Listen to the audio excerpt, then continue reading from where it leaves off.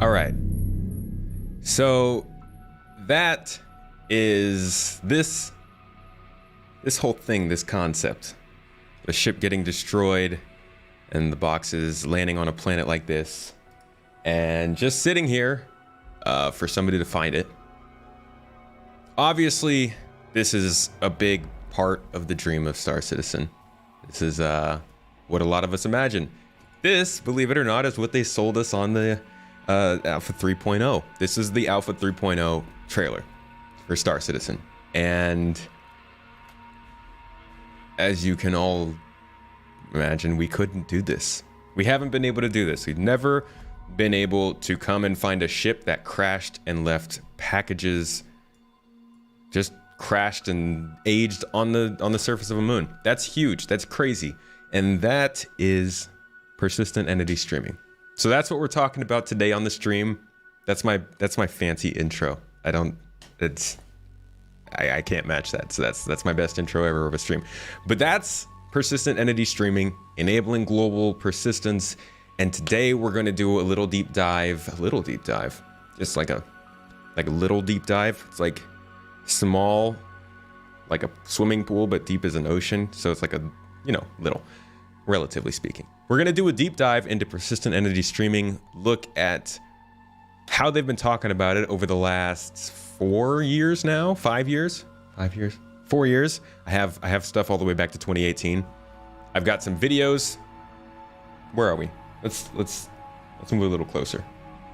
We got some videos up here, tabbed up and ready to go from all of the years where they talk about this different persistent stuff, where they reference it, where they tell us what it is they want to do with it.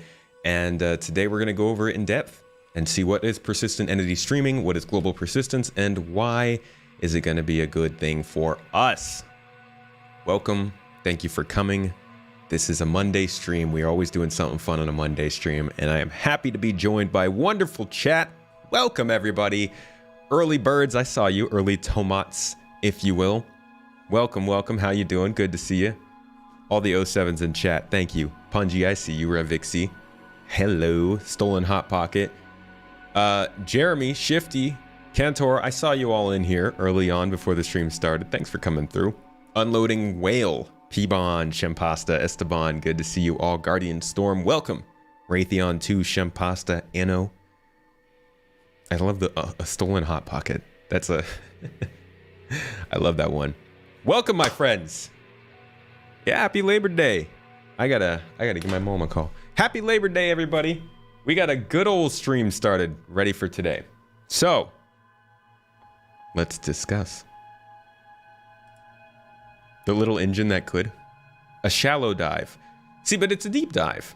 It's just a small one. Shallow dives hurt. It's like damage to your neck and stuff. They tell us not to do that.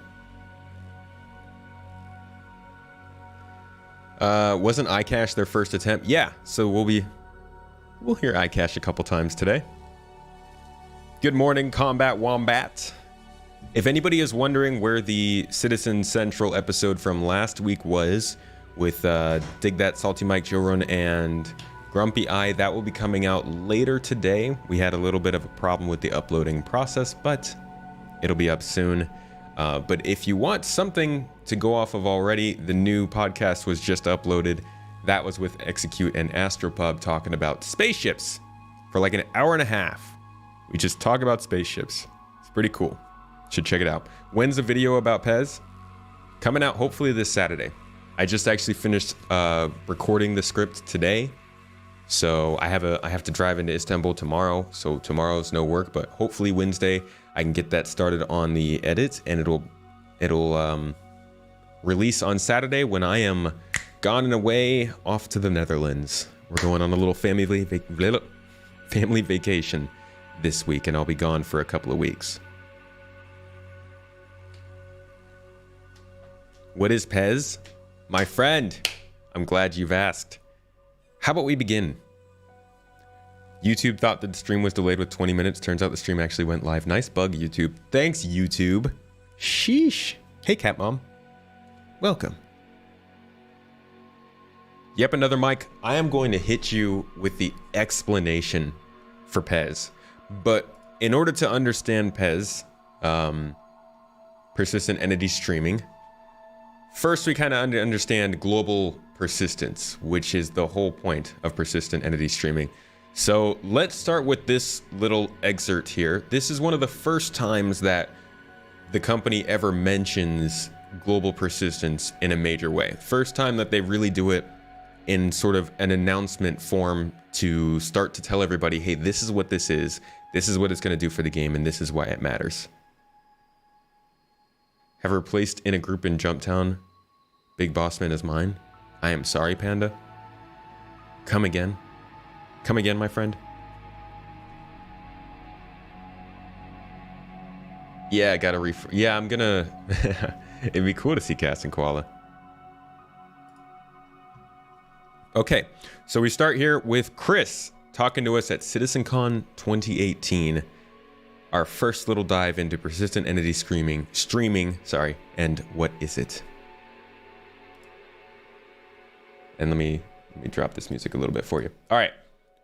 Global persistence, not persistent entity streaming. Tell us, Chris. Tell us. And then we move forward. Full persistence is the next. By the way, I have plenty to say about this. The fact that the organization, this is the road to release, kind of naming the different major things that need to happen in order for us to get to a release Star Citizen. And they talk about the organization system being in game. I understand this was 4 years ago. Things changed.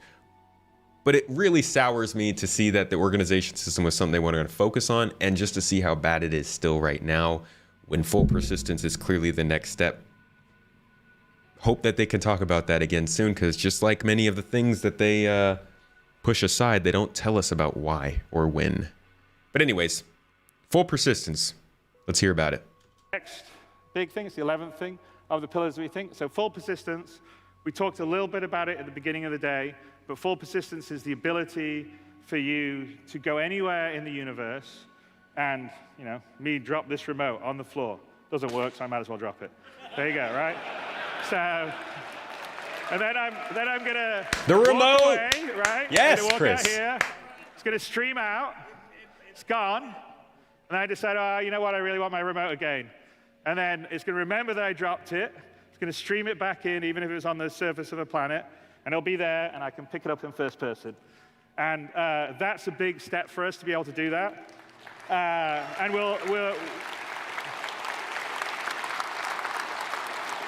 so the full persistence combined with the object container stream and binding culling are, I think, things that will make the world alive, because it's not just me dropping a remote, it's leaving a ship somewhere, or you got damaged in space with your ship and someone rescued you, you went away and you came back to get your ship and repair it and then take it home.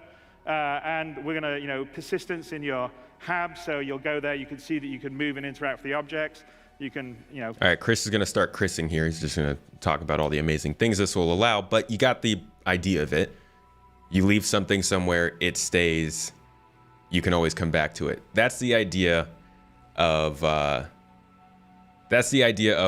global persistence, and that was what they were selling us in 2018. Now, they didn't have a release date for this. If you look at kind of the way that this whole thing is done, again, you can see that it's sort of ambiguous. There's no dates on it. It's just screens, kind of showing Aaron, Tony, Tom, moving along this sort of timeline towards the eventual goal, which is server meshing at the end here. So there were no dates. Obviously, nobody thought it was going to be 4 years, but here we are, and global persistence is finally becoming a thing. Before we move on, Holston Coop, thank you so much for the over a year, almost 2 years of membership. You said already over a year, dude. Almost 2 years of YouTube membership. Like, I didn't even know YouTube members were a thing back then. Thank you. Thank you. This is 2018, Pub. Good to see you, by the way. Hello. You can't get in the giveaway link on YouTube. It should pass you to the... Unless I changed the giveaway. Oh, the bot's not even returning anything. I guess try to hop onto the Twitch stream real quick and see if that'll pass you the link. We can't even drop items on the ground without them glitching into the ground or just falling through the floor. How will persistence make this any better? We're going to see bouncing glitchy guns. So I'm not sure how... We'll talk about this a little bit later. There's the entity graph. And I'm not sure, Paul, you might know something about this, how much the entity graph is actually being used right now. But there is a chance that the way that they are tracking the items, whereas before it was the Pcache, eventually the super Pcache, and, you know, I don't know if they're actually using the entity graph yet, if the replication feature that comes in with Pez is going to make the entity graph more full-featured or what.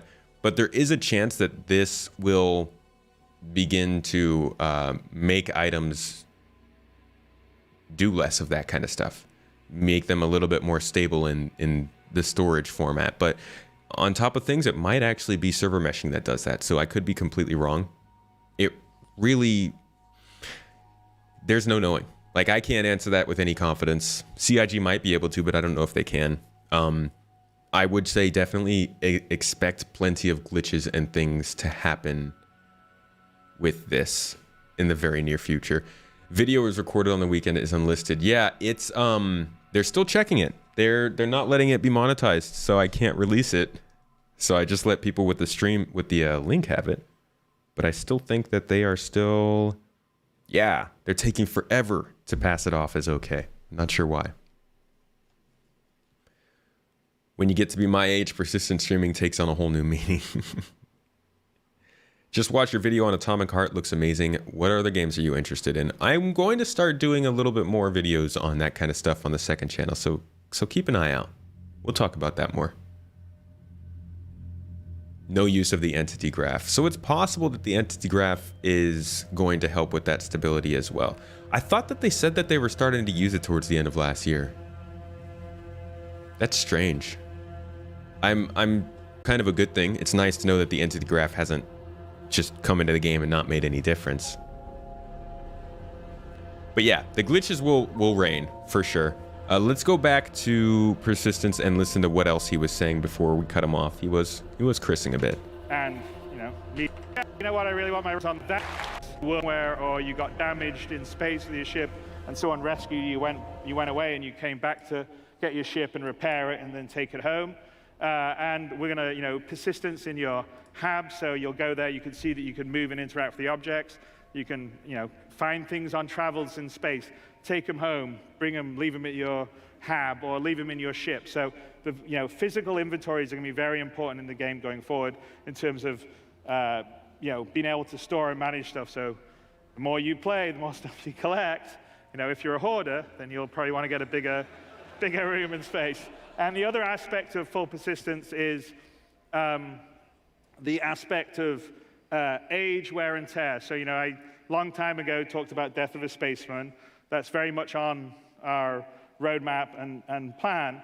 And it's the ability for items, as they get used, to get wear. Things age.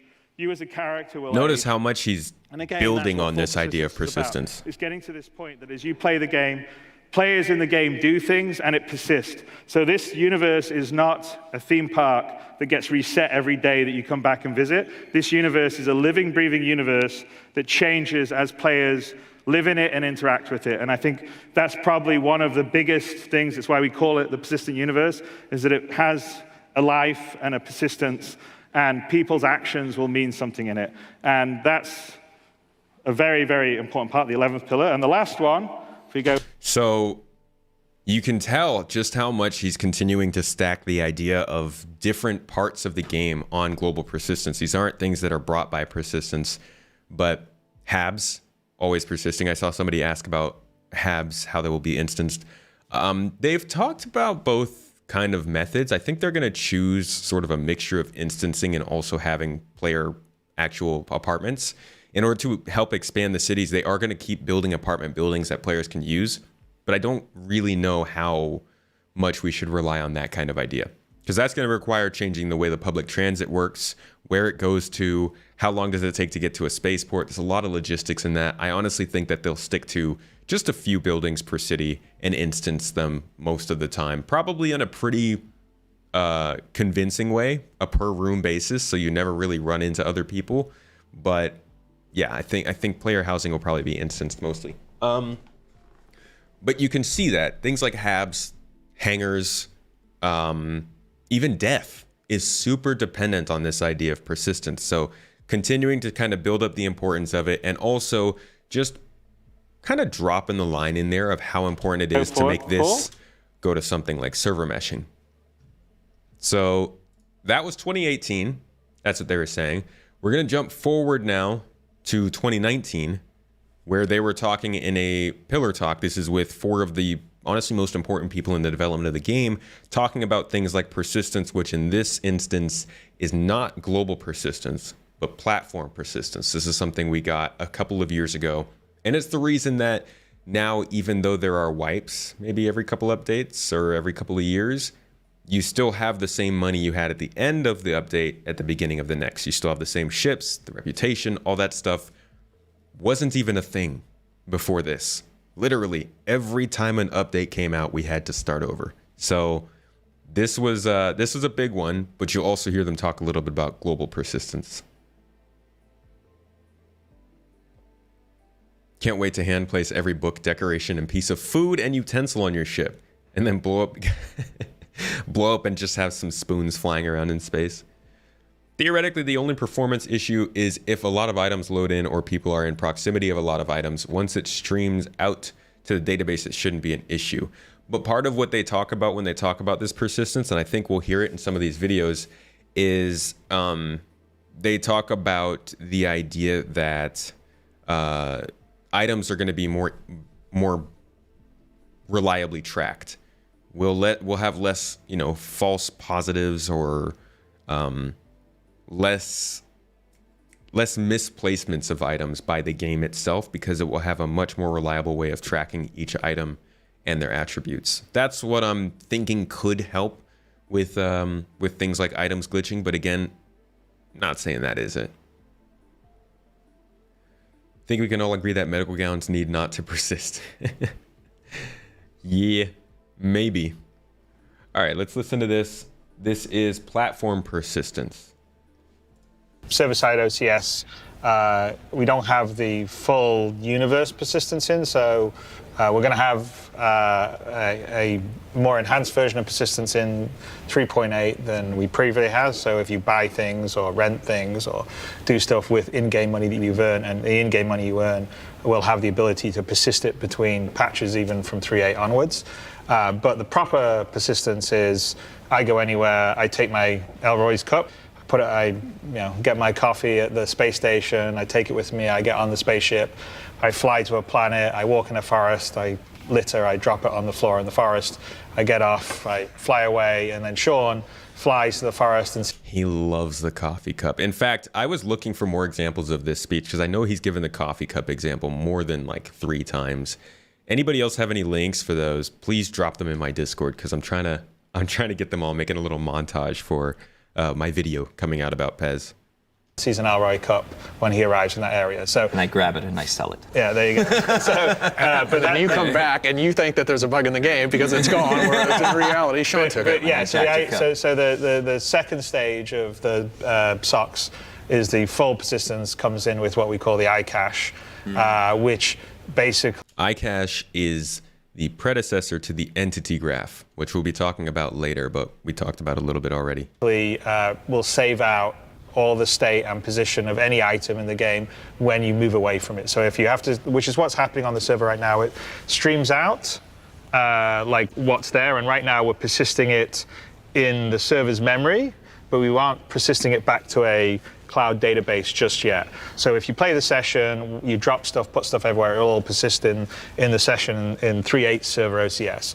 But in a future version, I don't know when iCache is coming in, but with that, what will happen is, 3.18, besides us saving the state, which we already will do in memory in 3.8, it will then save it to a back-end database. So if you come back a week later and go to that location, as long as Sean hasn't come and stolen my cup, and I go back and go, oh, I dropped my cup on the forest, the cup will be there. And the really cool thing about that is that all the dynamic items, whether they're cups or spaceships or guns or armor suits or a note you leave someone, will persist in the world where they are, and I don't really know any MMO that has that level of detail at the scale that we have that allows you to do that. And so that is very cool, because once that's running, that also means that like you want to create a settlement on a planet, You can. you can. Yeah, that's the.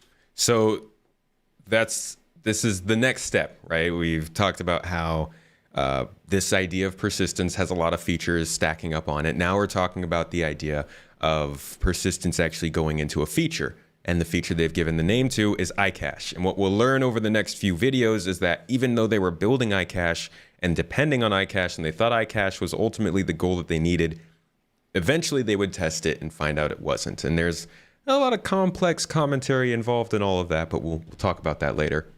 In terms of questions, though, somebody said, love the idea of placing stuff in my ship to customize it, Taylor. But if you end up dying a lot, won't that lose its appeal pretty quick? And then Cat Mom kind of, piled on to the raining on my parade. No, I'm kidding. But also added, with how much we're randomly exploding, I'm afraid it'll feel like a chore. I barely put stuff on my ship as it is because of this. Yeah, so this is going to be a kind of a painful part, at least for now. In between the time of persistent entity streaming and server meshing is probably going to be the most painful time, because, well, actually right after server meshing might be the most painful time. I would say next year is going to be very painful, because we're not going to have some of the things that make it so you're dying less, but we're going to have a lot of the things that make you pay for it. So the damage map is in, but ships are still not going to be disabled rather than blown up. Components are in, but they aren't really able to be salvaged and moved around and used to also disable ships or, make you not want to blow them up. Death of a Spaceman is starting with the medical system, but it's not in to help draw importance to life and keep people from dying. And also server meshing is what causes a lot of bugs that kill us. So there are a lot of reasons not to be excited about this, but I think over time it's going to get better as the bugs are fixed. And ultimately this needs to happen now so that we can continue to keep building on server meshing and stuff like that. This is just going to be one of those kind of necessary pains. This will be on YouTube. Don't worry. If you go to my YouTube page and look at my past streams, you'll be able to see them there. Question is, what are the conditions of your stuff to stream out? If you drop things and go away, but I'm still there, how long will your things persist? Yeah, so that's going to be the questions that they're answering over the next 6 to 18 months, because they don't know. They don't know. We don't know. Chris doesn't know. Pico doesn't know. Nobody knows. This is pretty R&D right now, and the extent to how effective it is, how much it takes care of, how long it takes care of things for, is kind of up in the air from what I'm understanding. It'll persist on the server and shard. Yes, but the idea of one of the systems, it doesn't. It persists across all servers and shards. The idea of the entity graph is that it sits outside of the servers and shards. Actually, I think, yeah, it sits outside of the servers and shards. Transferring stuff between shards is a little complicated, but servers is no problem. And that's where server meshing comes in. So as long as we have persistent entity streaming, you're right. Yes, it'll only be for the server that you're on at that time. But once server meshing comes in, that no longer is the problem. Local inventory will also change, so everything becomes physical, so you can't drop stuff as a local item. Yeah, that's another thing that is dependent on persistence. The physical inventory is going to be another really, really big complication in all this. There will be a timer of some kind that will degrade the stuff you drop, if I remember correctly. Okay. Better get shopping carts, because sometimes you just got to buy 20 rifles. There's a pretty funny clip. Hold on, let me see if I can find it real quick. There's a pretty funny clip of, let's see what I can search, of one of their guys walking through the store with like a box full of guns, which is pretty funny. I said that 3 times now, so I'm going to stop saying that it's funny. I can't find it though, unfortunately. What would I name it? Shopping? Nope, not here. There's a good clip of that though, where he has a bunch of guns in a box. So it's not the worst idea. Have I ever talked about a LATAM server? Have they ever talked about that? I have not heard of that, no. It'll be stored out of the shard but only found on that shard. Yeah, unless it's stowed, in which case stowed items can be transferred over. Anyways, was there more to this? I'm sorry, I cut them off. But that's the big part of it, is it's emergent, and they're actually affecting the world, the universe.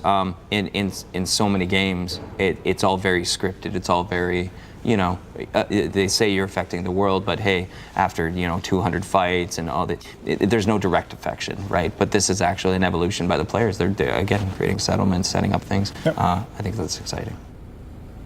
In 3.8. So that's the persistent stuff here. So that was, again, 2019. Now we jump forward just a few months, just like 4 or 5 months to 2020. We're getting into the pandemic. They still don't realize how bad it's going to be, but it's definitely getting there at that point. So they haven't felt the delays as much as they probably should have, predicted them.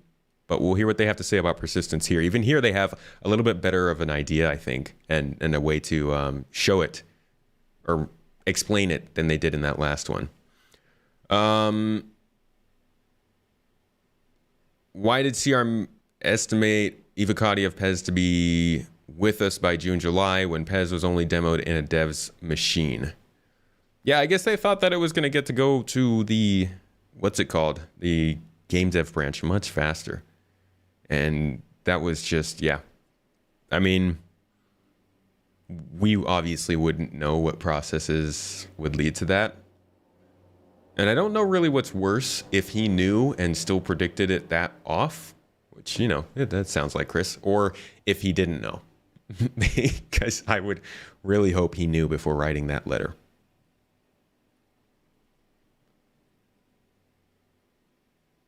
.317.2 delayed everything. And that was funny because 317.2 was kind of a cover-up for delaying 3.18 in the first place. What's the state of Quantum? Oh, my friend, that is a whole other stream.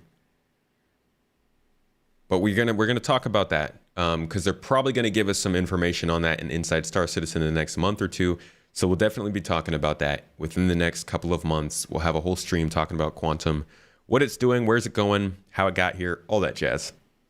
And I also dropped a video on it on my main channel if you want to check that out. It's like 2 months ago. I dropped a video talking about the quantum economy and what we know about it so far.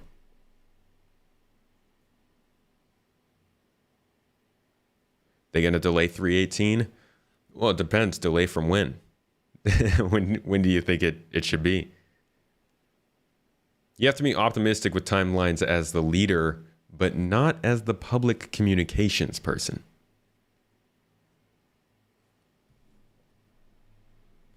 All right, so let's listen to Persistence and what they had to say in early to mid 2020. Persistence. Pause. Sure. We obviously did some stuff for 3.8.2, yep. Right? And so now what do we got for 3.9 and why? That's maybe a redundant question to ask what persistent does for us, but what is this? I mean, I guess you can answer we go to 3.9, the stuff that you've earned so far on 3.8.2, exactly. Will stay with you. Me personally, I think it's a big step in the right direction.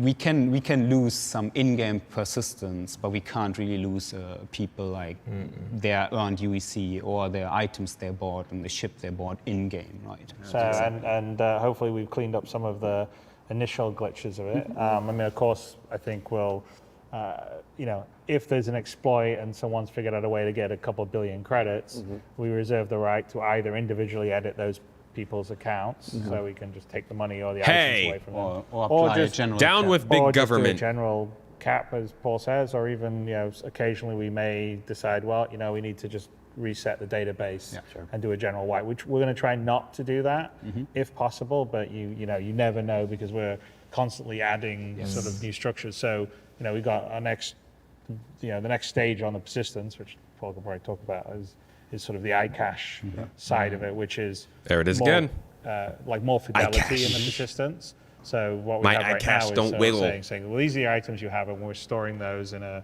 a way that can survive the patches, but we're not necessarily storing like every item. We need the iCache, the foundational, that sort of micro persistence to do the physical inventory, and that's a big thing. And the other thing that opens up, which is...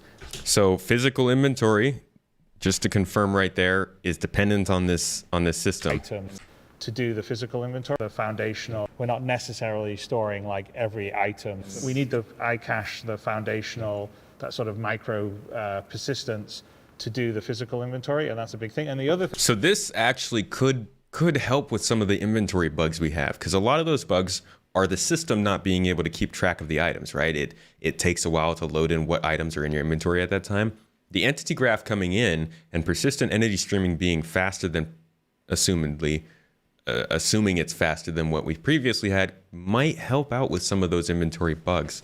That'd be interesting to keep your eye on. But talking about physical inventory apparently is pretty dependent on this kind of stuff. Yeah, check out that video, Eagle 6, of the economy thing that I did a couple months ago. That'll talk about kind of what they're doing with the quantum economy. But I agree. We should have had a major update on it again now. I think, I don't know. That's all Tony. But I don't know what's going on with it. thing that opens up, which is sort of the next stage, which is sort of like bigger. That's an interesting point, Bucky, that maybe the Pcache was a halfway to get that physical inventory going. Huh. Interesting angle. Things, but it would be now, because we can persist anything. You can be a player or an organization. You can go down onto a, like all those beautiful shots that people share of Microtech and go, I'm going to set my homestead up here. Well, we will, with that technology there, that is what we need to be able to do that, and that is our plan. So when that's online, we're working on the aspects that would include sort of what you would call base building. So you would go there, you'd have to bring in the right resources and sort of create your little homestead or your base. So organizations or players can create their own areas of interest, and essentially will help sort of build out and populate the persistent universe as much as we on the game design side. So as we get these things on, as we get closer to that, we get closer to this sort of completely sort of dynamic universe that you can sort of go anywhere, leave things, build things, destroy things, pick things up. It's and I think when we get to that, it's going to be pretty amazing. Exactly, and like iCache is obviously one piece of the puzzle, which is our internal high-speed database to store all that data, because obviously that's a lot of data, right? If every single bottle can be persisted and restored, but even iCache is just one piece where server OCS is a big part of that too, right? So something needs and to of course something that they're not mentioning here rather is the replication layer. Now at this time, this is 2020, so they definitely were getting into the idea of the replication layer. I don't know the exact timeline here. I don't think anybody outside of CIG and the networking team working on this really knows the specific timeline, but at some point they were starting to implement the idea of replication and separating the simulation from the actual data itself. And they didn't really talk about it too much here, so I think maybe at this point they weren't fully on board with it. I don't know though. I'm just reading it from the outside. Did they outsource the development for PEZ? No. This is the engineering team working, and holy crap, we got a raid from Darklaw. OBS, why didn't you tell me that? Oh, because volume's not on. My BB, I'm sorry. Darklaw, thank you so much for the raid, my friend. Let me give you that shout out real quick. Little surprise, a little stealth raid, silent raid. I don't have music going on, so it's kind of weird for me. Thank you so much, everybody, for coming in. Welcome. This is one of our great Monday streams where we go over something deep and dark in the Star Citizen universe. This time, it is the back-end tech of the game. No, it's always back-end tech. We're always talking about game development on Monday streams, and you guys got here just in time to learn a little bit about global persistence, persistent entity streaming, where it came from, what it's for, and why it's leading to server meshing. And we're having a dang good time. How you doing, Darklaw? You doing some Star Citizen stuff today? Fighting people? Mining people? Prematurely salvaging people? Can I get some music? I don't like this awkward silence. Can you? Thank you. Okay. Yeah. That's loud. Very loud. The cargo refactor is another PR mess up by CIG. Will be interesting how the community reacts about the Inside Star Citizen about it. My hope is that even though they're physicalizing the cargo, they have a little bit extra to talk to us about. But I don't know. Doesn't really stand that argument when they have time to work on a whole new feature, salvaging. More accurately, they can only work on XYZ.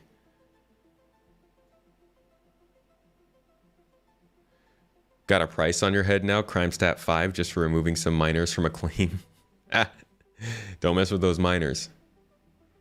Mash the like button for the YouTube algorithm. Thank you. Thank you. I see we have X number of viewers in here, but only X number of likes. Can we add Y number of likes and see if we can get to Z for the good of the video and the way it spreads across YouTube? If you got the chance and you feel like it, smash that like button, light your computer on fire, and subscribe to the Overlords of the Sun. Thank you. Also, eat your tomatoes. I know it's kind of cannibalism, but like they're good for you, so go ahead and do it. No, seriously, thank you though if you do like the video. It's appreciated. Anyone know when the next free fly is? I've been really wanting to gift my buddy a package, but I want to know if he'd enjoy it first.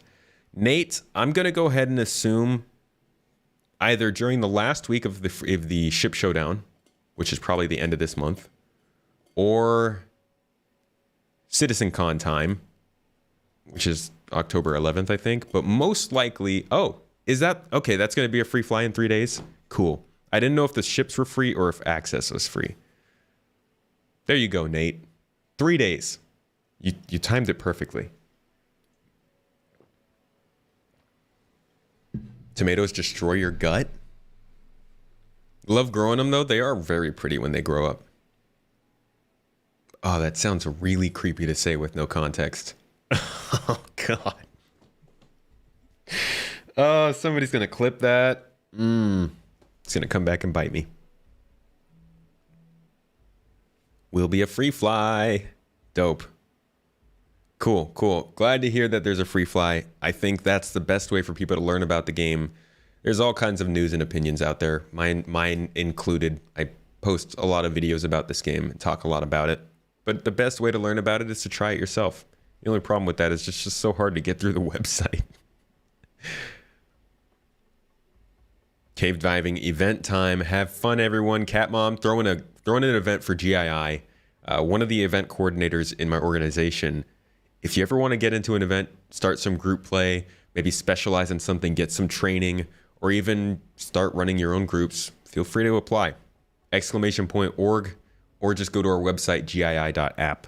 It's a cool website. Check it out. All right. So this was 2020, talking about the different tools that they're using to make persistence a thing, global persistence, continuing to build the importance. Every time we see these people by 2020, we're hearing about persistence. We're hearing about how it adds into server meshing. It is clearly a big focus for the company throughout the last 5 years. Now we'll move forward a little bit here, and we're actually going to listen to Chad McKinney talk about server meshing, I think. Oh, no, he'll talk about a little bit of global persistence here, and then we'll jump forward and look a little bit more into server meshing and see what it has to say about all this stuff. Hey, Otwan. Thanks for hopping in. If you light your PC on fire, will I buy you another? Let's see if we can get a giveaway going. Otherwise, I don't know. All right, let's see what Chad's saying. Have iCache, how does that take us to global persistence? Right, so we'll move one in front of the other here. Let's talk global persistence. Once we have iCache, how does that take us to global persistence? Right, so global persistence is something that is supported now that we have this iCache framework. What it means is that we're going to start writing out data about the state of the world that does not include player account data. Previously, it's another big focus on the difference between that platform persistence we talked about earlier and this new global persistence is that idea that it's not based on a player. So like we all can basically put something into our ship inventory, and as long as we store that ship, it stays in the ship inventory, right? Same happens for vehicles, for ships, happens for backpacks, armor, all this kind of stuff, as long as it's linked to your account, does persist. And the idea of global persistence is to move past that. We would only store data that was relevant to a particular Sorry, I'm just doubling the information. I'll let him say it. player's account. Things like their ships, their weapons, their item port attachments. Perhaps you stole something from somebody, we'll store that. But that's where it stops. Yeah. We want to do more though. The game that we envision is this incredibly high fidelity, high persistent world where your actions matter, you have an impact Just imagine on the world. Well, the SpongeBob. only way to make that work is to actually store out the state of those changes and to store out the state of the world itself. So that's what I've been calling global persistence. So the reason why we haven't done this to date, though, is that the amount of data that we're talking about is like a magnitude or two more. It's much, much more data. And if we tried to write that out with the current system, it would just, cough over and die. It would not go well. So iCache gives us the scalability to actually deal with that scale of data. Spoiler alert, it doesn't. But on top of that, it's a requirement to support server meshing. But before we get to server meshing, global persistence really is, in my opinion, a feature in and of itself, and it's part of the vision of the ultimate version of Star Citizen. So to me, it was very important that we make sure that we execute on this, that we're finding all the places in the game that we want to support this kind of persistent state and make sure that we update all the game systems to work accordingly. So we actually have a version of global persistence right now. It's just not apparent to players because when they log out of a server and log back in, they'll go into a different server instance often and they'll see something different. And if the server that they're on crashes and recovers, the history that it had is gone. So we actually are maintaining much of this data, but it's just not in a way that players will really ever tangibly see. And where we're going is making it more permanent and on top of that, recoverable. They couldn't do it with iCache. They had to figure out a more scalable way that could go across all the servers because iCache wasn't able to, or rather all the shards that they want to have. And I'm wondering if around this time they were starting to understand the scalability of iCache. This is getting into late 2020, and I'm pretty sure it was like early 2021 was when they kind of just stopped talking about it. Pretty sure I don't think we heard much about iCache after this point. I just did a video on this, and I was looking back at the different monthly reports back in 2020 to see when they stopped talking about iCache and started talking about Super Pcache. And I believe it was around mid-2020 or so. So it was around this time that they started to realize I think they needed to make a new sort of situation for this. But again, that's conjecture, speculation. Anything major you've missed? We've just kind of been building up and focusing on how important, the amount of importance they've been putting on the idea of persistence, global persistence, and the tools needed to make it between, iCache or the entity graph or server meshing or not server meshing, but persistent entity streaming. So we continue on from here. How are they intending to do this without introducing high latency or high server price? That I don't know. Why would this cause high latency? This isn't necessarily talking about the movement of the data so much as just the storage of it. The movement of the data, at least across the different shards, which I think is where the complications come from, is server meshing, which is next year's update. But I don't actually know what they can do to not have latency or high price. I think that's going to be expensive to run this stuff. In terms of latency, I think that's just going to be dependent on geographic location, which is why a lot of people are saying, they're not going to do a global shard. It's going to be regions, just like you'd expect.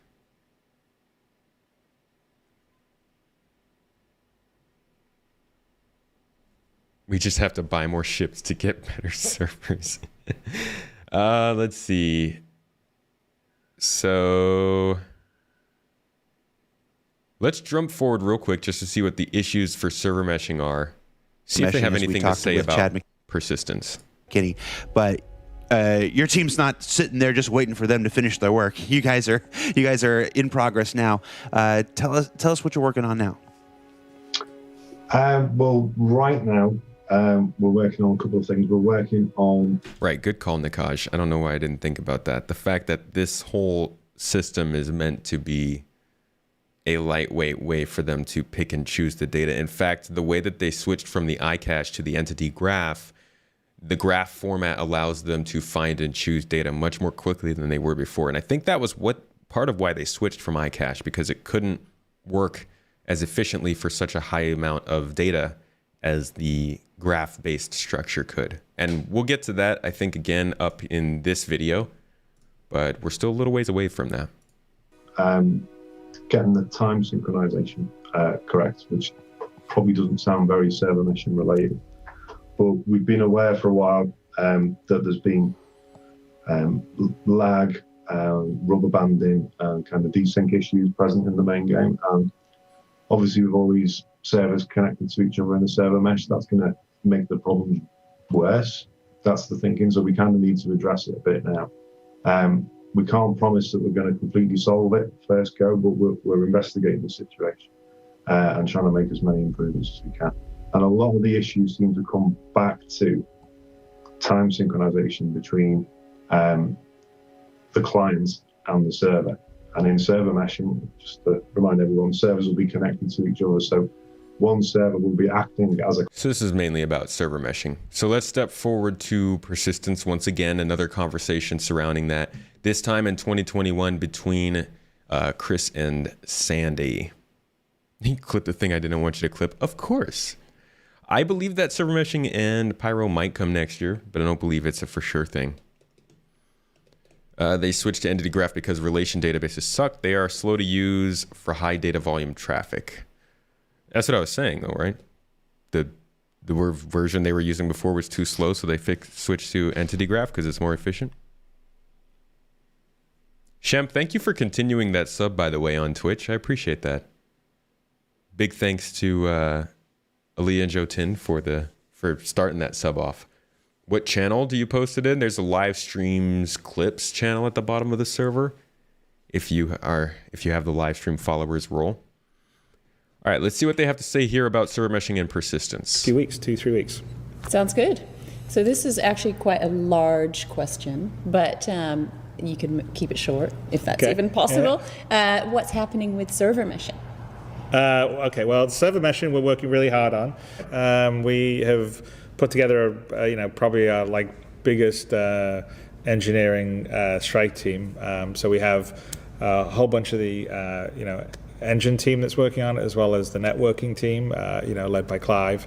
So on the engineering team, we have Chris Balti leading up server meshing work, and Steve Humphreys is also contributing a whole bunch to it. And we have a whole back end set up that we're doing here internally, but also some of the back-end services and connections are all being engineered partly up in Montreal as well with Turbulent. There's about 20 people, sort of mostly engineers working on server meshing, so it's probably our biggest sort of overall technical initiative. It's super critical. I mean, we've talked about it before. It's sort of the bit of tech that will allow us to sort of open up, number of players, but also just sort of help a lot with, sort of our performance issues that we have. Because when we, you play right now in the game, you play in the live build and you're running around Stanton. If everybody's in one location, it's a lot better than if people are spread all over the system. And typically what happens is as a server stays up for a longer amount of time, people spread out. You'll have people in Area 18 and ArcCorp. You'll have people in New Babbage and Microtech. You'll have people in Lawville. You'll have people flying around in space. You'll have people at space stations. And so the longer the servers get out, the more you got different actors and different entities that are all sort of come in around the star system. And as we build out the star system, more and more entities and objects get created. So we're going to have Arasan coming out with 3.14, and I'm sorry, Chris, what did you just say? Orasan? Get created. So we're going to have Arasan coming out with Orasan. kind of an offensive place.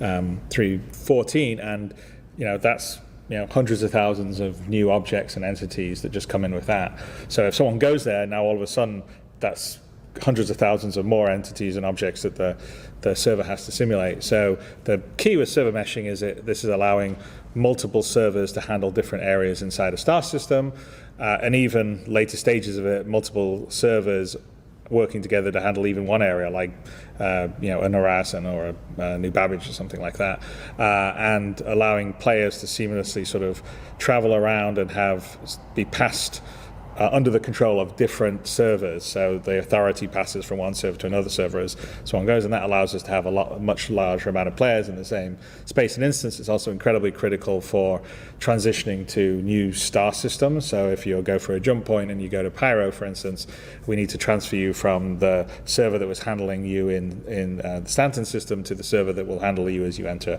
into Pyro. And so we've already got a lot of the core features of server meshing because we've been working on for quite a long time. So the authority transfer, there's a whole bunch of stuff that's already been built, and we're building out the back end database, what we call the entity graph, that is going to sort of persist and remember the state of every single entity and object in the world. So if you stream out an area, you completely remember the state where everything is, whether you dropped a Coke can in the middle of a forest on a planet. Coke can, no, Chris, no. Where's my coffee cup? Don't bring up this Coke can nonsense. I want a fucking coffee cup, all right? That's my persistent entity example. Dang it. That aspect of it, opens up obviously the persistence we talked about, which is great, but is also a fundamental building block for the server meshing. So fundamental building block. They're really super hyped about persistence. Really working hard on that. We're making really good progress to it. I'm not going to promise any dates because this isn't that old. This is a year ago. This is fall of 2021. Look at Sandy's face. She's like, you better not make no damn dates. I'm trying to eat dinner for the next couple of years. You gotta freaking bankrupt us, Chris. It's by far the most technically challenging thing. I will say probably by the end of this year, we should hopefully have the proper persistence in there that talk about the proper global persistence, which is this sort of streaming entity graph thing that I've just... There it is. Is that the first time he said it? I actually think that might have been the first time they had said entity graph, because we didn't really hear about it that much in 2021. They were figuring things out. Cool. Probably by the end of this year, we should hopefully have the proper persistence in there that talk about the proper global persistence, which is this sort of streaming entity graph thing that I've just discussed, which is the new version of what was being called the iCache. Yeah, before, was it. That was when he introduced the idea. I think they had mentioned it once or twice before that. Yeah, it may have been a Spectrum post. But this was definitely the first time like they said it and then also said, hey, this is replacing iCache, by the way, just in case you didn't know that. Just going to slip that out there real quick. This big time, like we just watched 4 different videos over 4 different years, or 3 different videos over 2 years. I don't know, some number of videos over some number of years of talking about how important iCache was. And this was how they went about kind of telling us it was getting replaced. Which is, the new version of what was being called the iCache before, if people are getting confused about that. But yeah, no, we're working really hard on it. We're going to have, this year we're not doing a physical CitizenCon because it just felt a bit too early coming back from the pandemic, whether everyone could travel or not travel. I mean, even now it's, we're going to go to the UK next month, and we're all vaccinated, but still, it's going to be a pain, and we got to quarantine and do all this other stuff. So, we'll probably do a physical CitizenCon the following year, but this year we're going to do a virtual one, which we didn't do last year just because we're just sort of overwhelmed with everyone moving to work from home and everything. But this year we will do one, and one of the panels is going to be on server meshing, which will drill down much more onto. That's where we're heading next. The technical setup and details, but I'm actually quite looking forward to virtual CitizenCon, and I think everyone making the game loves to share what they're working on with everyone, so it's actually quite a morale boost for the teams, and it's nice when you do it in person because you get to meet people in person, and you can see how much people really love and enjoy the work that everyone's working on. But the next best thing is to do a virtual one, so that will be later this year in October. you know. So yeah, this was the big change up.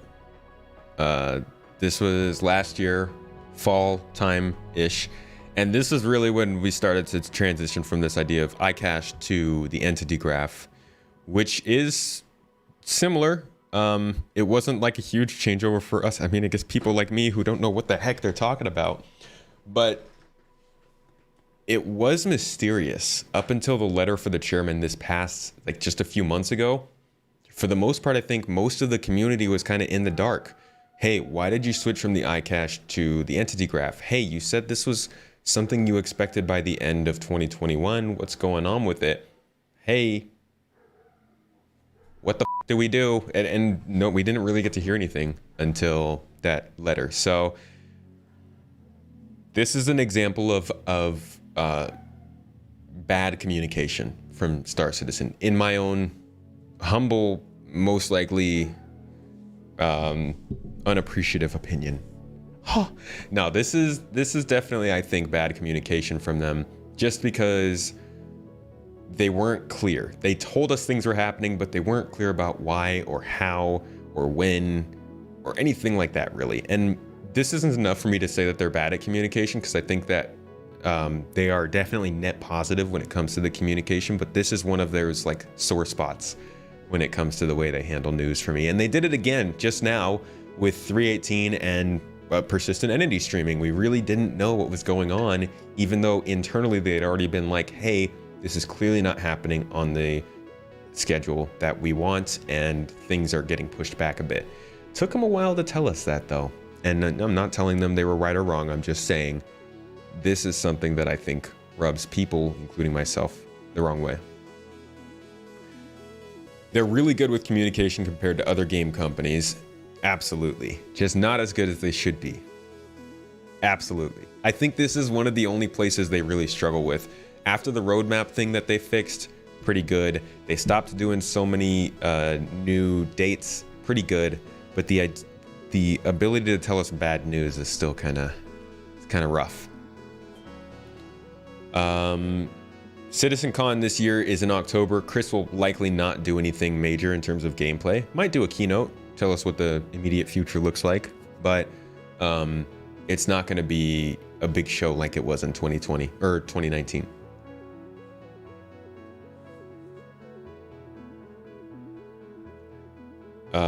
So we get nothing for the holidays. No, they'll still have the Intergalactic Aerospace Expo, and there's still a CitizenCon with like the panels and stuff like they did last year.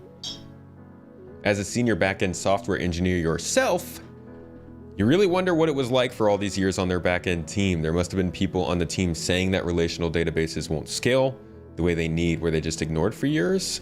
Do they just have only junior engineers? The thing that tends to happen in the company, and they've talked about this, I don't know if this applies to this situation, since backend engineers are probably people you want to, get really smart right at the beginning. But they talk about how they have something that kind of works and is kind of going to work for them, but it'll take a long time. And then somebody comes in who's a lot smarter and is like, hey, you don't have to do that. We can redo that. And then they take the time to redo it, extending and delaying these features, but then ultimately saving them time in the future. And I think that might have been what happened with this. There was somebody who was working on scalable databases that can be shared across servers in Unreal Engine, and they were filing for a patent. And Star Citizen saw this technology and said, hey, this is looking good. We want you to come work for us. They started working for the company a few years ago, right around when they made this big switch, and are part of the reason that replication layer and the entity graph combo ended up being a thing. So I think that could have happened at that time, but we don't know. Really hope they get clear with the plans for the future of features and the game. Not dates, but actual plans for how the game's going to work in the future, and then more complicated features. We talked about that on the podcast, which, by the way, let me see if I can release it. We talked about that on the podcast this weekend, me, Astropub, and Execute. Looks like it's good to go, so I'll go ahead and release that right now. All the proof in the world for everybody here. Podcast is up. If you want to go check that out, we do talk about kind of what we expect to be normal missions in the future and stuff like that. It's towards the end of the show. And I agree, though. I hope that they start to... You know what would be really cool? This is, like, ridiculous, but it would be so cool if they started to give us, like, small marketing videos like they do for Whitley's Guide. But instead of doing a Whitley's Guide, it shows us, like, the breakdown of what a mission could look like in Star Citizen. That'd be pretty sweet. Like a virtual slice, but in pretty CGI format, because that's what I demand. Instigator, thank you so much for renewing that sub for 9 months. Happy little Twitch, baby. Really appreciate that. We'll call him Instigator 2.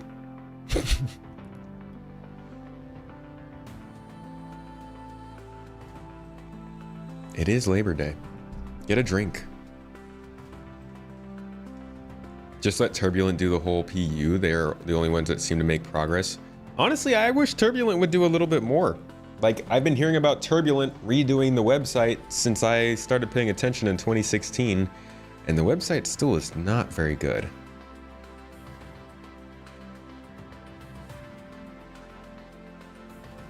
Wouldn't that overhype SC more than they've already overhyped it? I think... I mean, if you stay realistic, like, you could literally do... No, you're right, because it would take voice acting and all that stuff. We don't need all that. Maybe even just like a write-up of a mission, what they expect a mission to be. I want to know, what does a short mission look like, right? An hour-long mission. What does a long multi-day raid or mission look like, and how do I run that with my friends?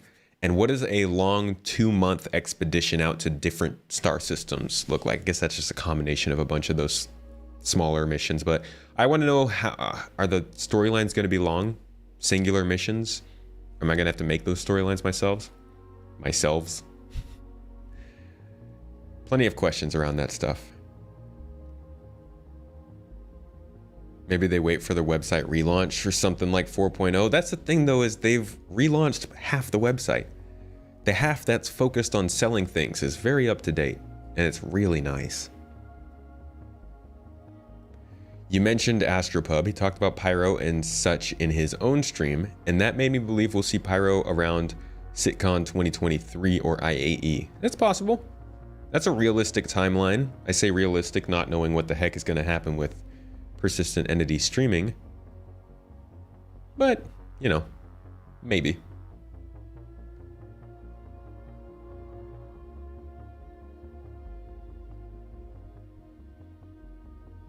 Montreal is actually supposed to build the PU. So does Turbulent not do any of the web stuff anymore?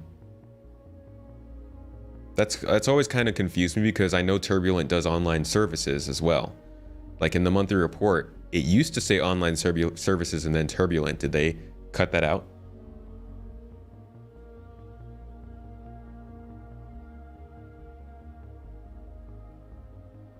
I think the key is realizing they needed 2 layers, the entity graph on the back end and the replication layer inside the shard. Yeah, I think that was it too. Yeah. Joa King, your son is watching the stream? Are they a Star Citizen themselves? In terms of gameplay, it's really only Montreal's PU teams that seem to be doing anything. They're killing it, that's for sure.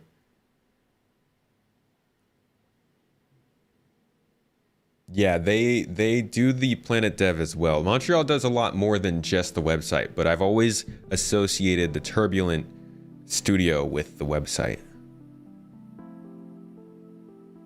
Turbulent Web Services and Turbulent Games. Okay, Turbulent Web Services, I need to pick it up and fix the website. Assuming they're still working on it.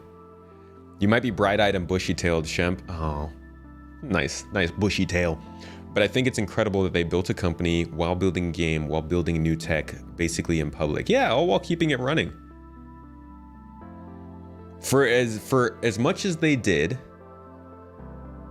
I don't think I'm ever going to be super angry about how much they flubbed up the management in sometimes. I'll always hold it to them a little bit. They've definitely made some pretty major mistakes, bad turns, but for everything that they've done, I'm glad that they actually got out of it ahead. A lot of companies would have tried something like this and fallen flat. A lot of companies would not have been able to maintain all of this and kept going. So props to them for that. but we still got plenty more to do, plenty more to go. Speaking of which, we have kept pause on this section long enough. I think we talked about all the persistence stuff. So let's move forward now, just a few months past this, to the next big announcement. This is where we really got to learn what persistent entity streaming was, what the entity graph was, replication layer, all that stuff. So we're going to spend a little bit of time on this. We'll dip into server meshing stuff a little bit. I'll have some commentary, but for the most part, this is laying out what the final solution, at least as of right now, has been for global persistence.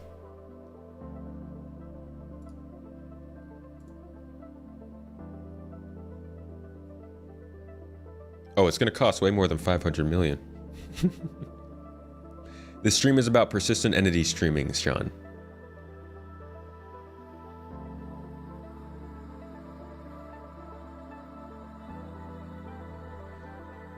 All right.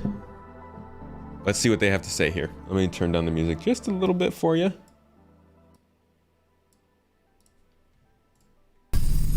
Ouch, that's loud. Jesus.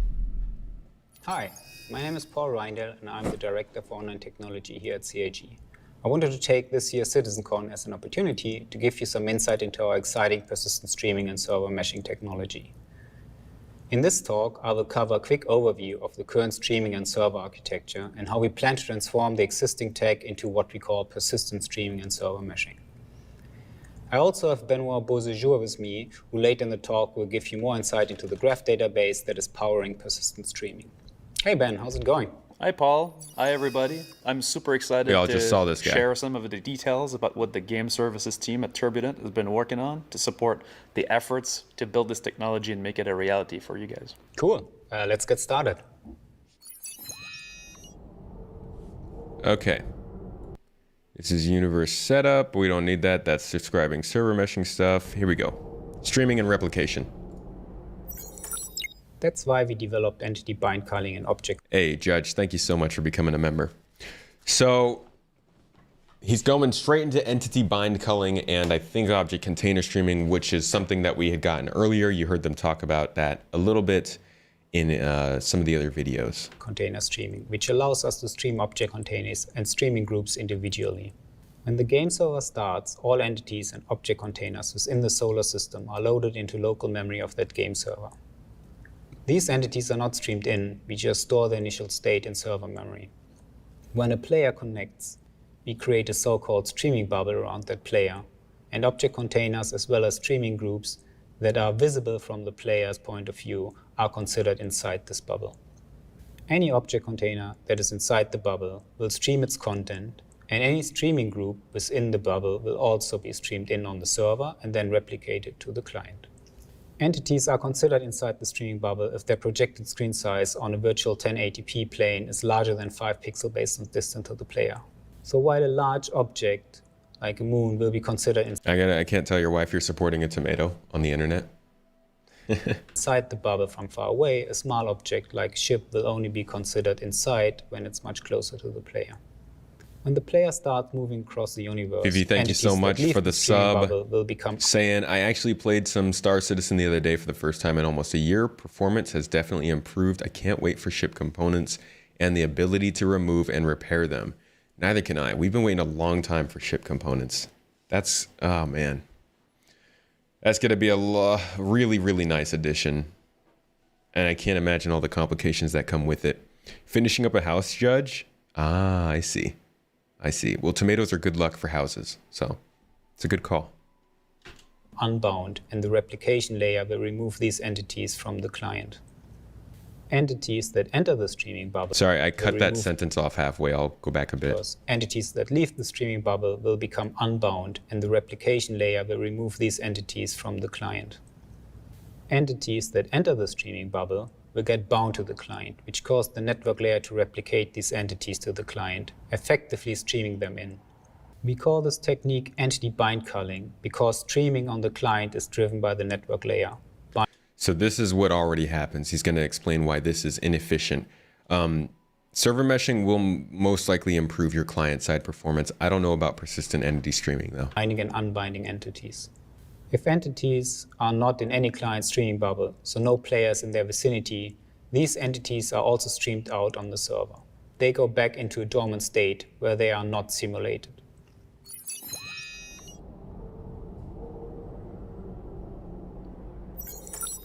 So basically, the idea is that you're moving around with this bubble of game space around you. This is what happens in the game already. This is why sometimes you might get to arc warp out of quantum travel and everything gets super laggy and loady because everything is kind of streaming in because you just got there. And that ends up being a problem when people are really spread out. As Chris was saying in another video, people get really spread out. It starts to increase the load because suddenly you have all these different things being streamed into the server, but the server can't scale to handle them. We're going to see that problem play out right now. This model works quite well on the client. However, it doesn't scale well on the server. While we do stream entities on the server, with no players close to them, the poor distribution of players will cause the DGS to load most entities, and the more clients we try to match to a given game server, the likelihood of a player being at every single location increases. So you can see the clients have perfectly good performance because they're only seeing the stuff they need to see. So that would be, for instance, if you were playing Star Citizen offline, that's what you would be seeing. But because it's more than just your computer involved, the server itself is taking a lot of load and it's down to 11 frames per second, which is what you eventually see when you're playing the game. This is why server meshing could be a way to really improve our server FPS, because suddenly the server won't have to render all of this stuff on its own. It'll be separate servers rendering it all at the same time, increasing the FPS for people playing the game. And that basically nullifies the benefit of server-side streaming. So how do we solve this? The answer should be simple. Allow multiple instances of the game server to work together so they can split up the work. Well, it's not quite that simple. Let's have a look at the current architecture.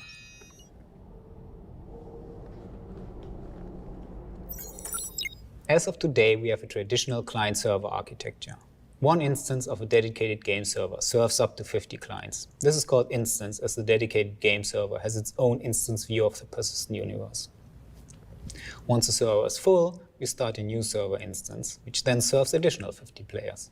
Basically what happens when you launch into a server with a party and you get into a clean server with nobody else on it, just launching another instance.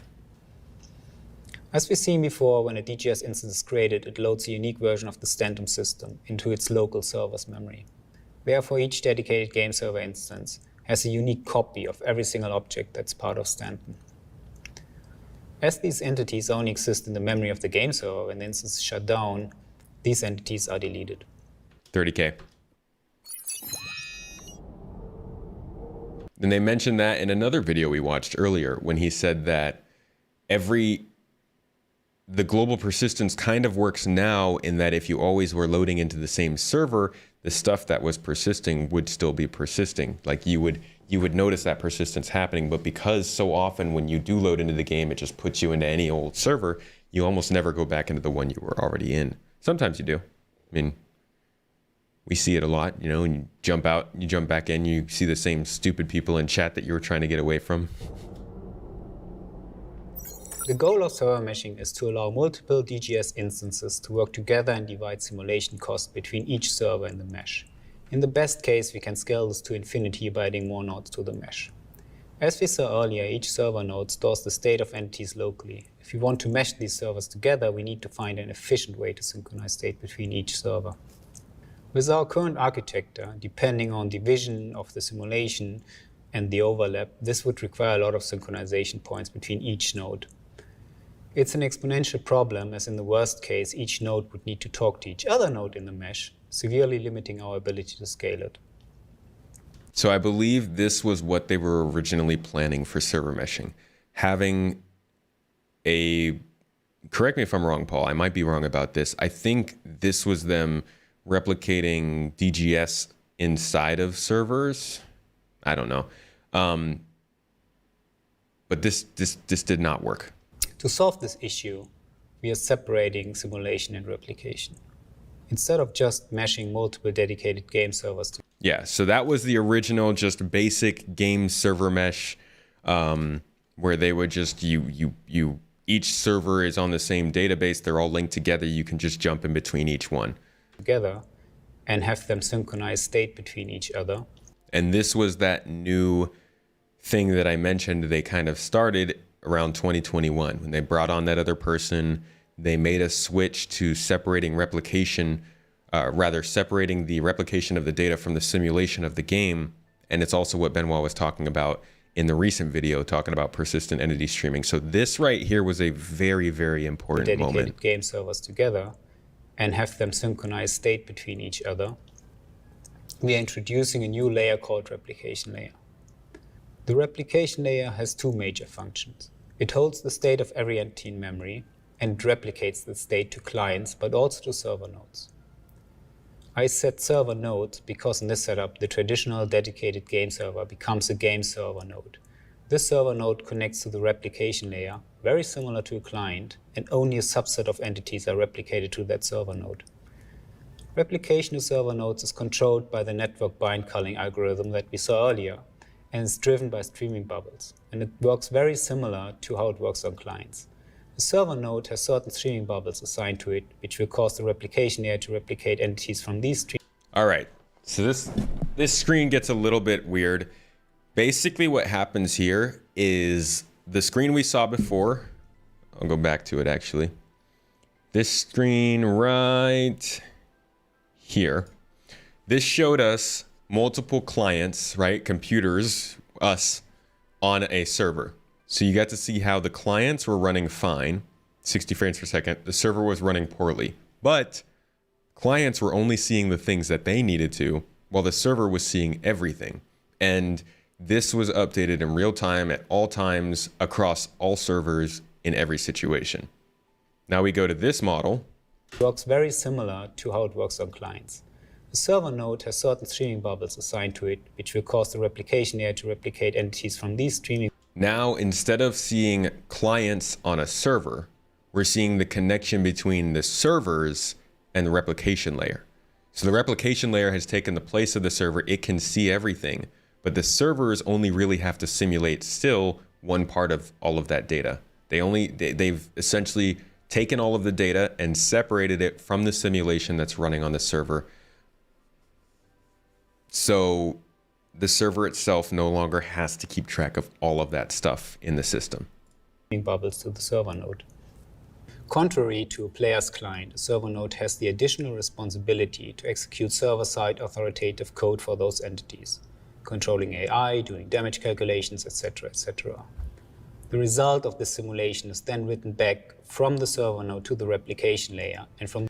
So we see that something is happening on the server, and the server is sending that out to the replication layer. It is replicated to all connected clients and other server nodes. Since streaming bubbles can overlap, entities may be replicated to multiple server nodes, exactly the same like way Steam. how they're currently replicated to multiple clients if players are at the same location. To avoid two server nodes trying to simulate the same entity, only one server node can have authority over any given entity. And only that server is allowed to write entity state back to the replication layer. This is usually the first server node who replicated the entity, and other server nodes will only run client code on those entities. So there he's basically saying if there are two different server nodes in an area, only one of them actually has to simulate what's going on, and then they can pass that data to the replication to the other server node, so it doesn't have to be doubled up, takes away a large amount of the work that needs to be done to keep it running. So do we, the players, play on the simulation, the replication layer? No, we are playing on the servers. So if a server crashes, technically we would lose access to the game. But because of the way the replication layer works, if one server crashes, the other server will already have that data. That's actually what he was just saying here. And you can see the process happening. Like entity state. So the server that let's say player one is the red player is on server one. Over any given entity. Once they do something, and only the information is sent into the replication layer and then back to this other server. So even if that server one crashes, the player will still be on this server and the game will just continue to run like that. So we're not playing on the replication layer, but it is kind of backing us up. Red one, you had one job. Red one! You want modular interiors so you can actually make your ship unique and your own. I don't know about modular interiors, but ship flair will be a thing. But yeah, this isn't necessarily a great game when it comes to ship customization, at least not internally, not yet. If you shoot a missile at a target being simulated on another server node, that missile simulation will get handed off from one node to the other mid-flight. I have to think about that.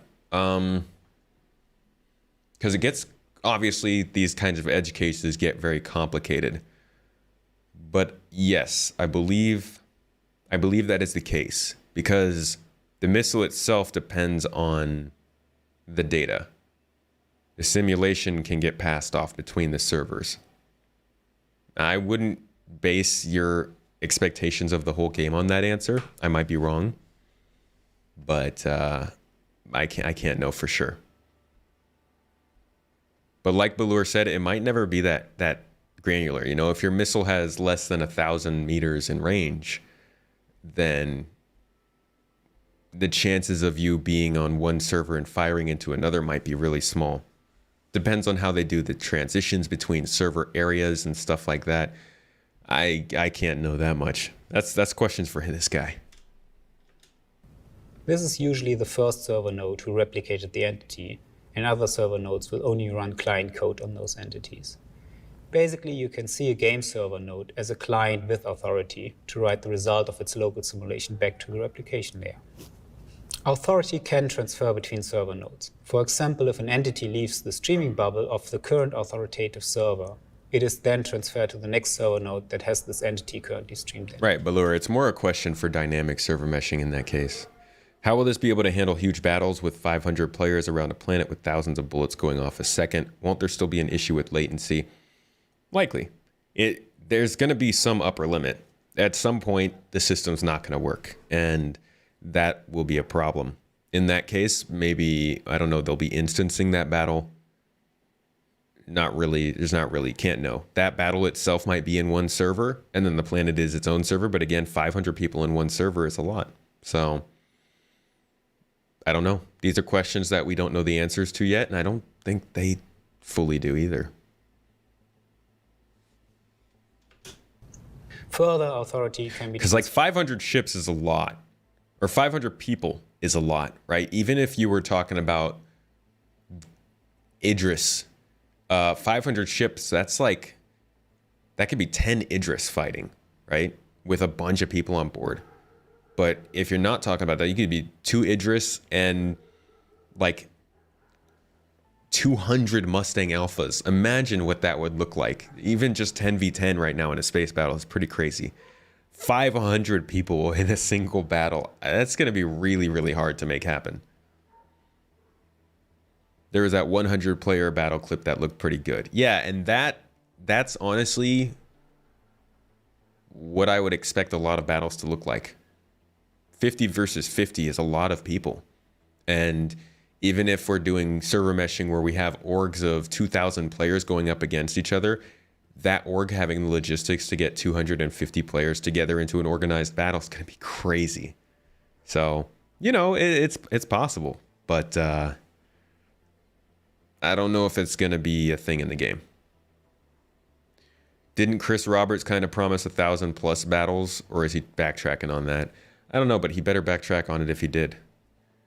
I think he has definitely promised 1,000+ like people on planets and stuff like that, but in one small area, that might be a little bit too much to promise, even for Chris.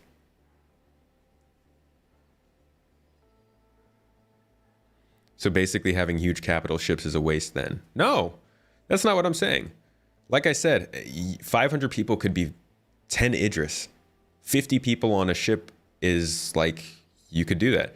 You could have 50 people on one ship. You could have 10 other ships equaling another 50 people, and you can have that against the same amount. That's still a capital ship.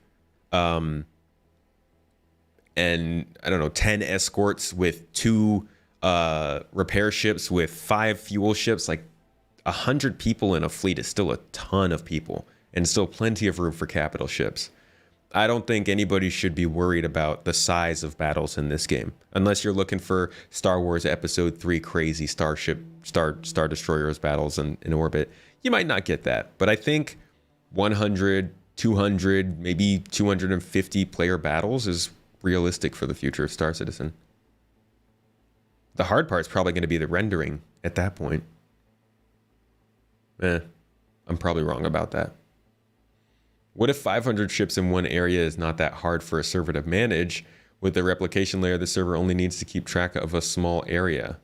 But it also needs to be siphoning in all of that information through persistent entity streaming. And they got an efficient system for that, but just, again, there's got to be an upper limit somewhere. The way around this is to have reasons for orgs to be fighting over stuff. Yeah, resource deposits, areas, derelict space stations, a Bengal carrier maybe.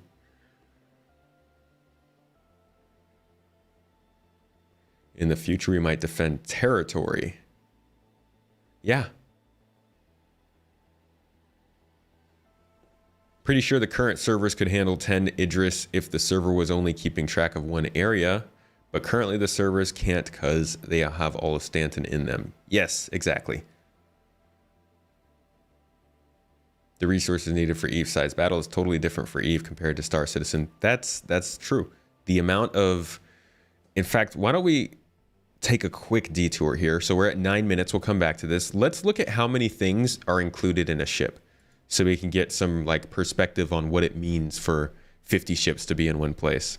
And again, it's a good point. The Idris itself might be a server. So, you know, if you can break that out of the people who are in the battle, maybe they can work some magic there. But here's an idea of what the entity map looks like for a ship.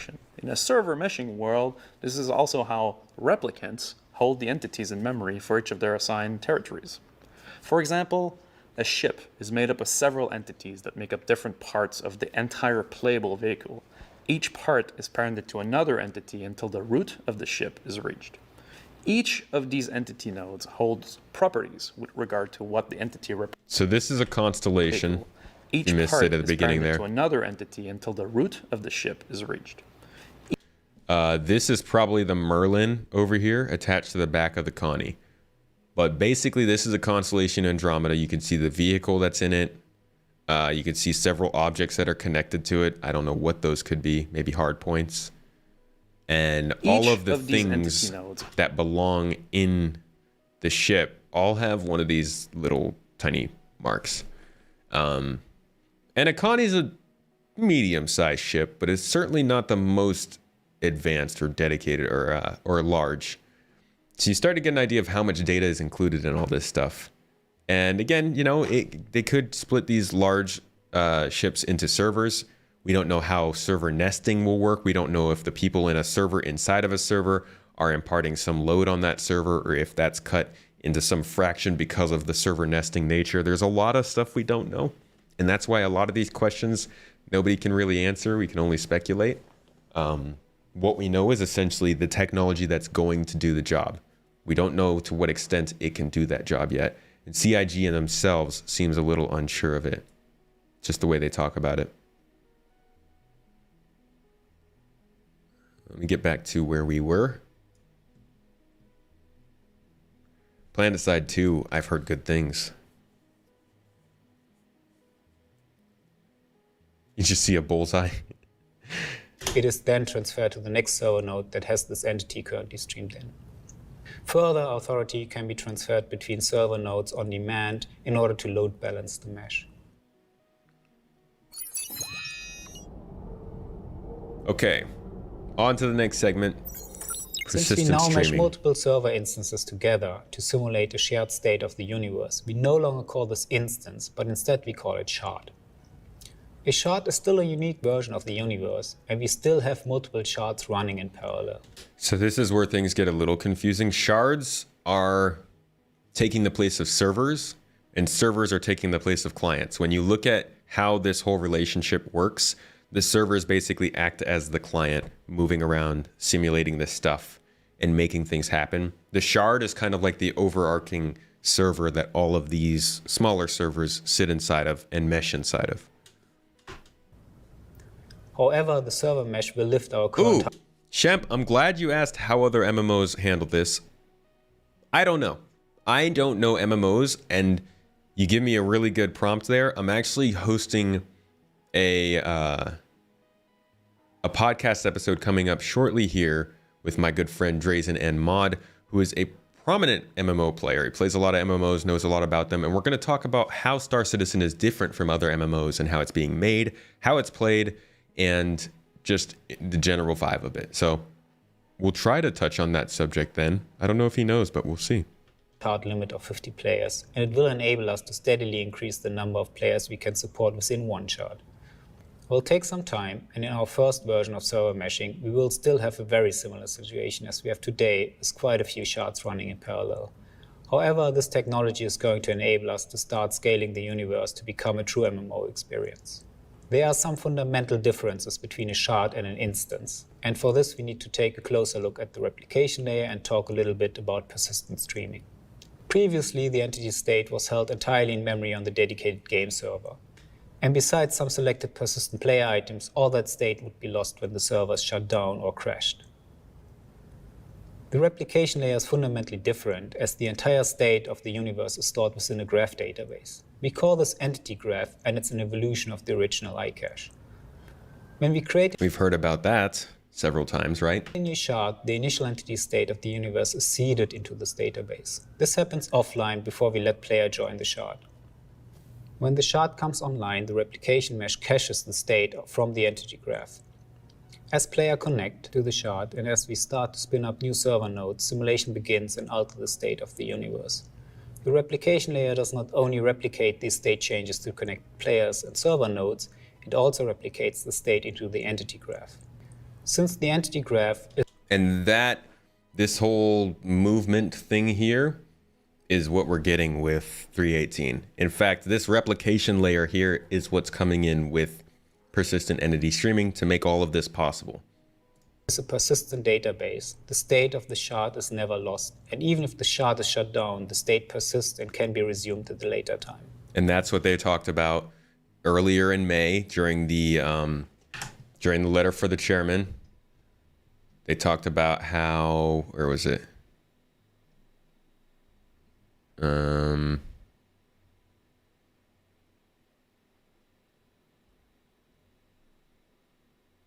Here we go.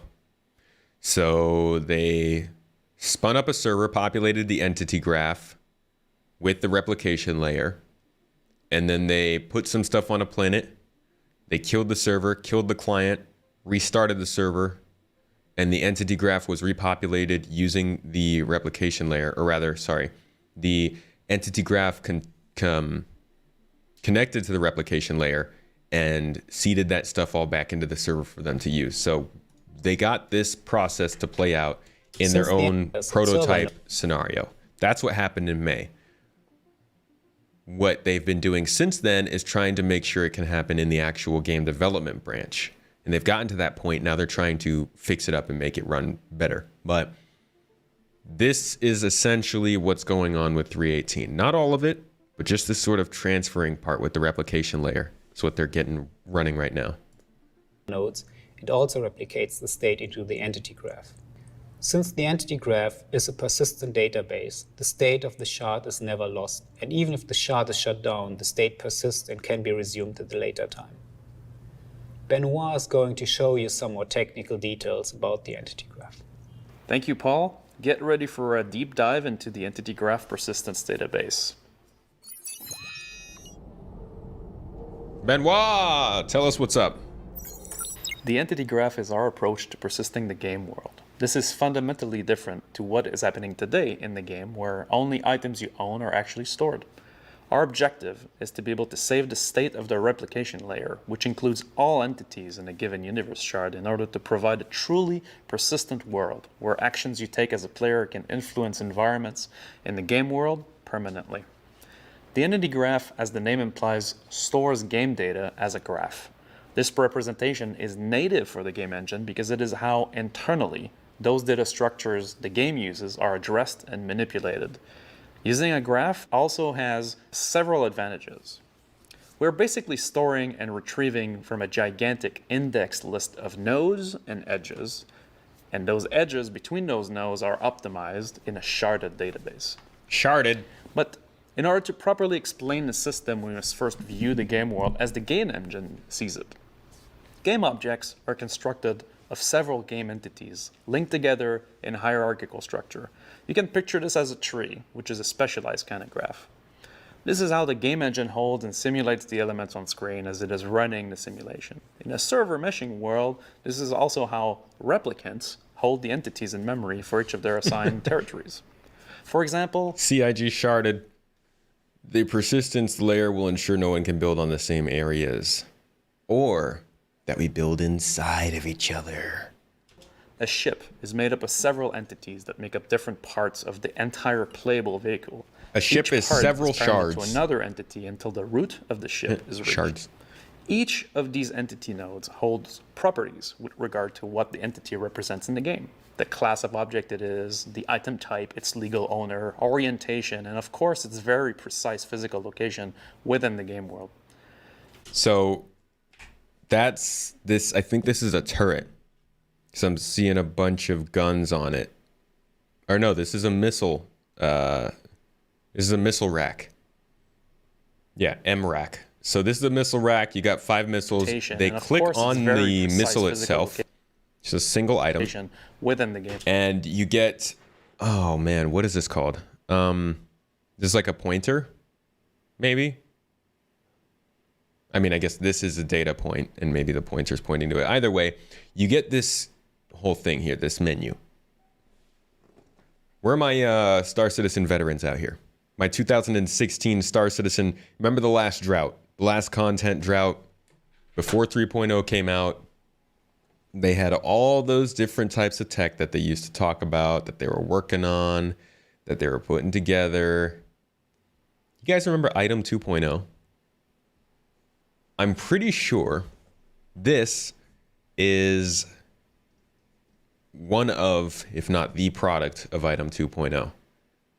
All of those different things, characteristics, criteria, variables, all the stuff that they wanted to be connected to each item, I feel like this is what it led to.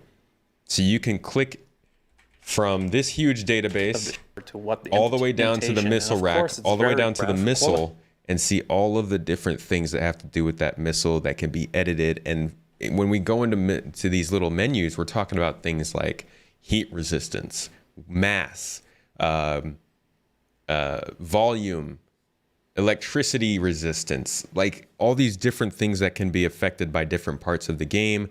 How much are you stacking? How much are you putting into your ship? How much does it weigh? All that kind of stuff I think is here. And that's what's being tracked in this entity graph. Simplifies the relationship to the parent. In the case of a vehicle, our edges store properties that tell the system which port is being used to attach the entity into. Could be wrong about that. To the parent and what kind of attachment it is. An item port attachment, a zone attachment, many others. In a constellation, for example, the different major sections of the hull are entity nodes with edges to the ship root. We call this small graph of item an aggregate because it is a whole movable unit. The ship root in this case is called the aggregate root because it sits at the top of a logical object.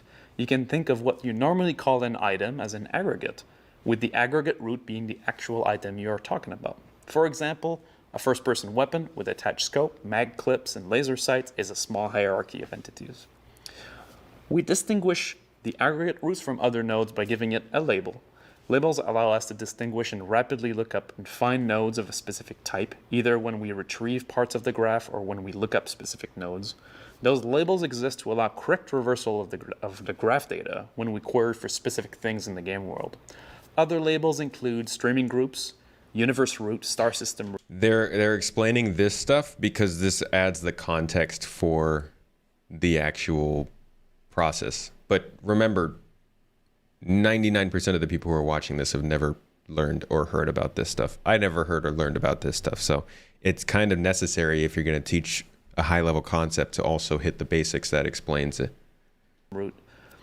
This allows us to really look up and index those types. But the tree depth doesn't stop there. Additional information is required for a fully functional ship. The insides of each of those structural entities have to be fleshed out. Object containers are the building blocks of how space division is achieved, which aggregates and what part of the hierarchy they're in. In fact, most major areas of ships are represented as OC entities attached to the ship root or another OC. The shape of this data actually takes in reality is driven by designers. Of course, then, so I each think of those really where it starts to get important again, actually, this which are changeable and themselves expose item ports allowing guns to be mounted. For each of those entity nodes, a snapshot document is also stored. This I think he talks about stow and unstow. In order to reduce that, all the hierarchical changes that we need to do can be minimized. For example, if we want to detach mutation command will detach an entity from the hierarchy. In this case, a single edge must be erased, which is a very inexpensive operation.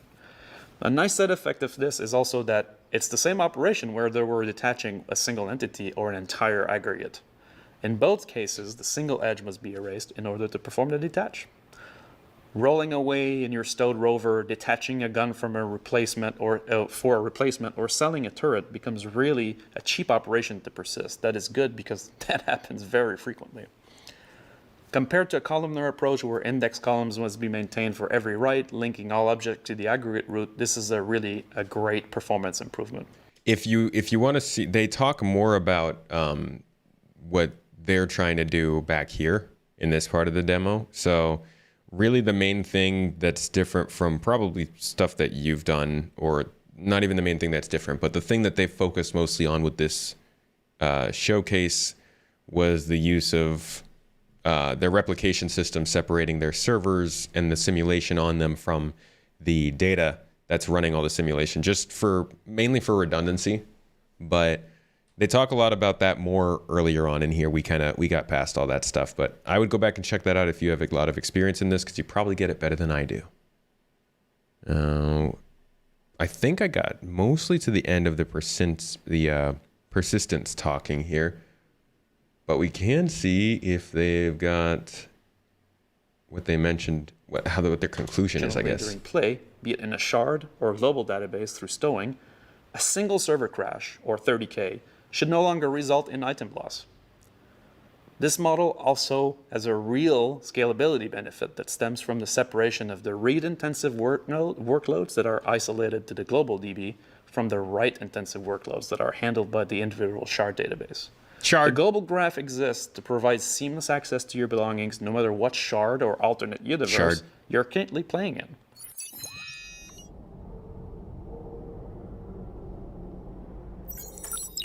Okay, let's go back to Paul to learn about some of the benefits of the server meshing architecture. Yeah, the first benefit is obviously the advantage that we don't have this issue of synchronization between different server nodes. Each server node has one single connection to the replication layer, which is used to push and get updates for entities of interest.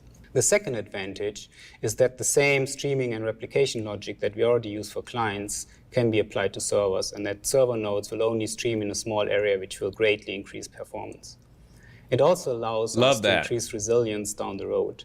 As long as a client is connected to the replication layer, the client stays connected even if the server node crashes. In this case, the simulation for an entity may be stopped for a moment, but as soon as a new server comes online, the simulation will just continue. While the underlying tech is close to completion, there are some upcoming challenges that we need to solve before we can give that into your hands. Yeah, Antoine, I think you're right. Odin is C#. Contain a static server mesh. Instead of the fully dynamic mesh that we saw earlier, the static mesh assigns server nodes to predefined sections of the solar system. This will reduce the amount of authority transfer that game code has to address in this first release. There will also be a lot of challenges for the game services and game feature teams. Or maybe Benoit can give a little bit more. Yeah, there are many parts of the game that are affected by this new server meshing architecture. So any gameplay features that has to rely on the concept of a server, right? Currently, when you connect to a game server, we know what match you're in. So to send messages and update to that server, we simply locate your active match and then send those messages out there. That concept needs to change because we now have a mesh to deal with. And so there are multiple game servers that need to receive this information. They need to be able to subscribe dynamically to it or unsubscribe dynamically to players transitioning through them. So you can imagine that this will affect things like missions that currently are spawned locally on the game server. These now need to be spawned globally within the shard and also persist their state.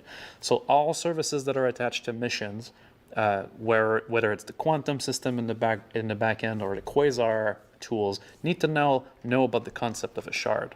This also goes deep into like things that are mechanical, like getting global chat to work on a server. That concept now needs to be. I think the idea is that the replication layer can crash, but the entity graph is still the thing that actually has the data.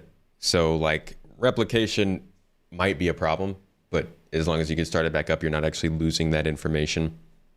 God knows if I'm right. What you don't get is how the first version of server meshing will work if the final plan is to have set regional servers where you will play on a set one and don't think you're supposed to change. The first version of server meshing will probably be a lot like what we're doing now. You're going to load it into, you're going to pick a region. You're going to say, I want to play in EU servers. You're going to choose to go into the game, Stanton, Pyro, wherever it is. You get loaded into a shard, and you're limited to the people in that shard. And then if you decide to switch to another shard, anything that is stowed will be transferred over. But that might actually not even be the first version of server meshing, to be honest. The first version of server meshing might be exactly what we're doing now, just with better stability. They might not change any of the front-facing end of it. If the replication layer crashes, do servers hold on to data until it comes back? I think the servers will not, no, because the servers don't seem to actually store data. They seem to just transmit it.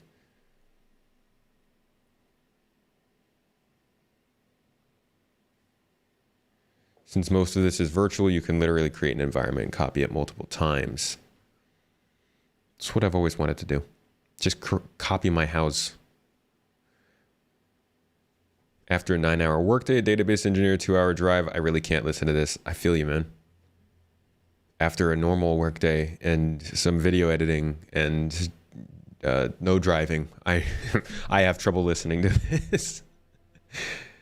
I'm guessing they'll need both static and dynamic server meshing before Pyro. No, they'll just be doing static for Pyro. Dynamic server meshing is a ways away. I used to think that maybe it would take them a year to get from static to dynamic, but I'm thinking it's going to be longer now. Thinking maybe 3 years from now, maybe we'll see dynamic. 4 years from now. I'm just trying to set myself up for some good feelings. Is there any gameplay coming today or just reviewing this stuff? Yeah, no. This is a Monday talk. We're just answering questions, talking about the development of the game. I'm not going to be jumping into game today. Where this will probably push us to implement this as a location-based chat, for example.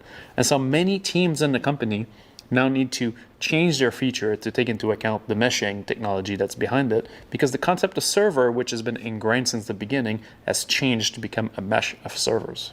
Yeah, exactly. So I also want to shout out to the network team who's working on the replication layer and the bind culling, as well as the persistent tech team who's working on the entity and object container streaming. And as Benoit said, also all the other teams that work on gameplay features or gameplay services that are affected by this new technology. There are a lot of devs working on this, and we are very excited to push on this new technology. Thank you for your time. If you guys follow the monthly reports, usually this would be a monthly report stream, but they didn't release one recently. If you do follow the monthly reports, then you'll see how many times they've referenced, hey, our team is working on stuff to get it ready for server meshing. We're trying to get the technology to work in our own part of the game so that it's ready. This is such a big initiative across the whole company. Oh yeah, Pyro will be buggy no matter what. Okay, so we heard all of that. And now, kind of to wrap things up before we get into this last update on persistent entity streaming, let's look at what Chris was saying about this just a few months ago. Back in December 2017, Star Citizen 3.0 was published to the live servers after unified push from our developers around the globe. Yada, yada, yada, all that stuff. This year, we find ourselves on a similar path with 3 huge technology initiatives that will fundamentally change the experience. Persistent entity streaming and server meshing.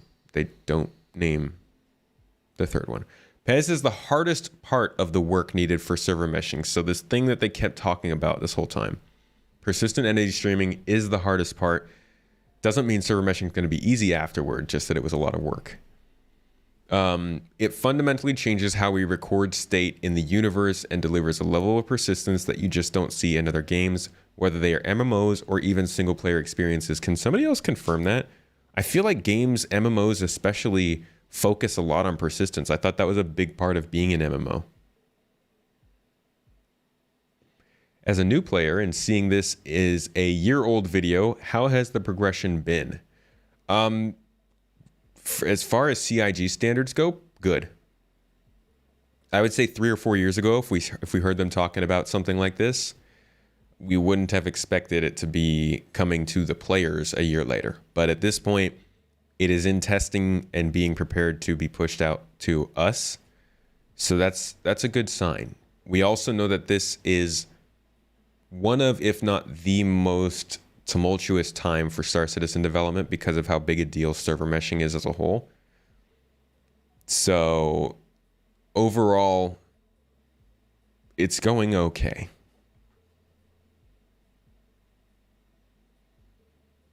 Get that there's technical hurdles, but it's not like they're working on the Gen 6 stealth fighter. How do you know? Maybe they got contracted for it. What exactly are you referring to, though? Just the sense that this seems like it's too difficult to do? Or they're having too much trouble with it?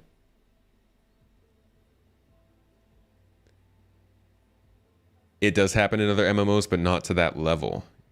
Your character persists, but not the environment. Oh, other MMOs don't have, like, you can't leave stuff on the ground and find it later? That's actually really surprising. Most games, if you drop it on the ground, it disappears after a while. Even in Minecraft, everything on the character gets persisted, though. Huh. There's some big MMO sandboxes, at least have been. Life is Feudal is one, but that kind of flopped. Interesting. See, this is part of my weakness of not having played MMOs. I just wrote up a script where I talk about how this is making the game more like an MMO. But in reality, this is actually kind of putting it at a higher, not a higher level, but it's definitely giving it a leg up in terms of, I don't know, the feeling of making a difference in the game. That's huge. It's one thing to change your player, but it's another thing to change things that affect other players. Very cool. You think this will change the game scene if they do it? So nobody else is doing something like that? Last Oasis has something like that? Okay. I'll remember that. Hold on. Last Oasis. Salad Gas, by the way. Welcome to the org. I just processed your application to GII earlier today. A nomadic survival MMO. I'll look into that. I'm gonna have to rewrite a little bit of this script.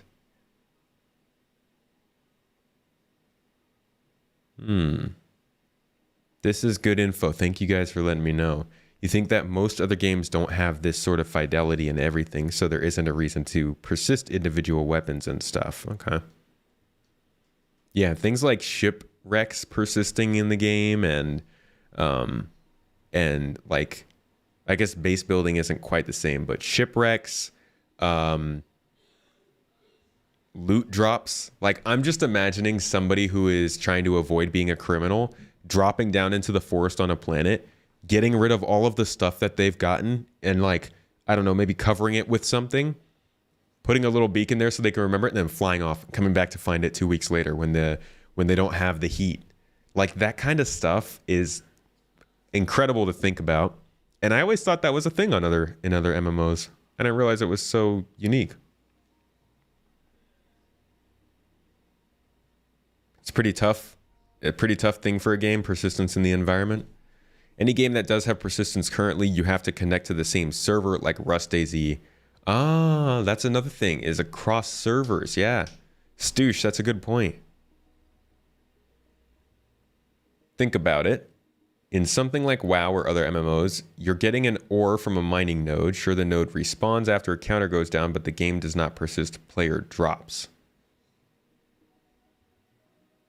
Right. Yeah, that resource is persistent, but not things that come that aren't meant for the game world. Think Life is Feudal had persistent player buildings and stuff, but you couldn't just leave stuff on the ground. Yeah, persistent player buildings is one that I would definitely expect. But again, maybe that's not across servers. One of the things that turned you off of MMOs was that it doesn't matter. I see. You can't change anything, yeah. No one does full persistence for big games because data stacks up fast and players love to abuse systems like this. That's us! We're the abusers. Last Oasis is full loot, so it does have some loot persistence when we get killed or kill someone. But what SC is talking about is long-term persistence. Even Last Oasis deletes after a few hours. Okay. I'm going to have to rewrite a little bit more hype into my script then, because that sounds like a pretty big deal. I hope they do this. It's pretty cool stuff, guys. Where were we? Up until now, all persistence in the game has been tied to a player's inventory, much like how other games work. Ships you own or items you hold physically or in the virtual inventories of items you own. If you physically attached an item inside your ship, say a rifle to a weapon rack, when you log out or stow the ship, it will remember all the attached items and anything in that vehicle's virtual inventory. However, if you drop or place something loosely, even inside a ship you own, it won't be associated with any player inventory. So when you log out, the item will not be there when locking on or rejoining. That's what you guys are saying is how most MMOs already work. With PES, we are recording the state of every dynamic object in the game, irrelevant of whether it is owned or held by a player. That means that you could drop a gun or medpen in a forested area on Microtech and return several days later after logging out to find that gun or medpen still there. Yeah, I mean, even just like listening to that and not knowing the background of all of it sounds crazy. My first reaction to that is you can't do that. That's not possible. The server would overload. That's too much stuff that you're bringing in, not taking into account the idea that there are smaller servers handling that stuff. But even then, this next 3 months is going to be very, very interesting and a little bit make me a little bit nervous to see if this actually works. It's a huge deal. You plan to stack bombs and ignite them all. See, there we go. That's why you can't have nice things. This isn't tomato. I am tomato. Will destroyed personal ships become a part of PES? Yes. Finding your old Cuddy or Connie crashed in the woods of Microtech. Yes, but we don't know how long for. They've definitely talked about spaceships stopping and or being shot down and staying there for a while so that people can come back and salvage them. That's why salvage gameplay waited for PES. They had to remember the damage maps on ships to repair, and they had to be able to make ships persist once they crashed. Again, we don't know how long they're going to persist for, though.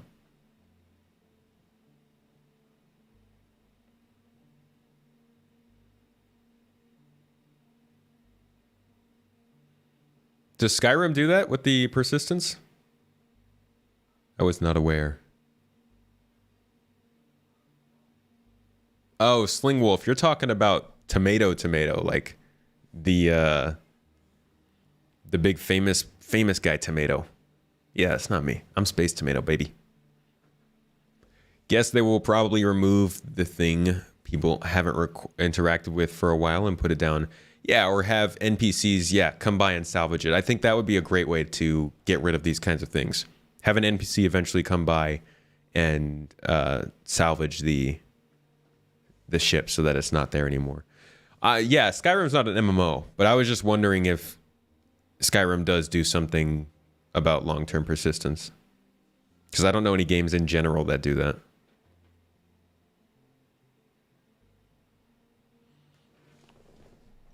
Okay, so let's drop down Now here's where we hear about iCache and what happened with it. And this was finally them once again communicating to us something that was important that we needed to know, but I think it was a little bit late. I think they took a little long to tell us this. They always seem to want to not give us bad news until they have the good news to back it up and explain it. It's a great community. A guy in the game just gave us a load of noobs, 20 million each. Yeah, the community's dope. We gotta keep it strong, keep it friendly, and keep it kind to not just newcomers but veterans alike. I hope that the Star Citizen community can stick to its strengths. Maybe No Man's Sky does it to some extent. Maybe Empyrean and games like that. The development for this has not been without road bumps. We had to change our plans for how we would persist the state of the universe when we realized that the back-end relational database we were planning on using with a host of services, which we had collectively dubbed iCache, would likely not be able to have low latency at the scale we needed for the number of concurrent players we will need to support in the future. So they ditched iCache because it wouldn't be fast enough. It wouldn't be low latency enough, exactly what you were asking about earlier. But this was released in May of 2022, I believe. Now this is July of 2021. I'm actually quite looking forward to Virtual Citizen Con, and I think, we're working hard on that. We're making really good progress to it. I'm not going to promise any dates because it's by far the world. So if you stream out an area, you completely remember the state of every single database, what we call the entity, and we're building out the. So again, May 2022. This is when we really get to hear what happened to iCache and why it's replaced by the entity graph. But all the way back in July of 2021, almost a year prior. There's a whole bunch of stuff that's already been built, and we're building out the back-end database, what we call the entity graph, that is going to sort of persist and remember the state of every single entity and object in the world. So if you stream out an area, you completely remember the state where everything is, whether you dropped a Coke can in the middle of a forest on a planet, and that aspect of it, opens up obviously the persistence we talked about, which is great, but is also a fundamental building block for the server meshing. So we've been really working hard on that. We're making really good progress to it. I'm not going to promise. He did say it right there, right? Did I miss that? As you enter into. He mentioned whatever. He mentioned there that it's been they realized that the iCache wasn't going to work, but it took them so long to tell us this. I don't know why. From when are these release notes? This is not release notes. This is the letter from the chairman earlier this year. It's wild that they thought a relational database would ever scale, but I guess graph database at scale is pretty new. I have no clue. Are they planning towards having one big server? They want to have a global shard, but I don't think it's going to happen. That being said, you will be able to switch between shards and still have all of that same stuff persist between them, so it's not like you'll have to start over or anything. How is it in the open? Oh, that's a question for somebody else. What's up, Falk? How's it going, man? Been a little while. Good to see you.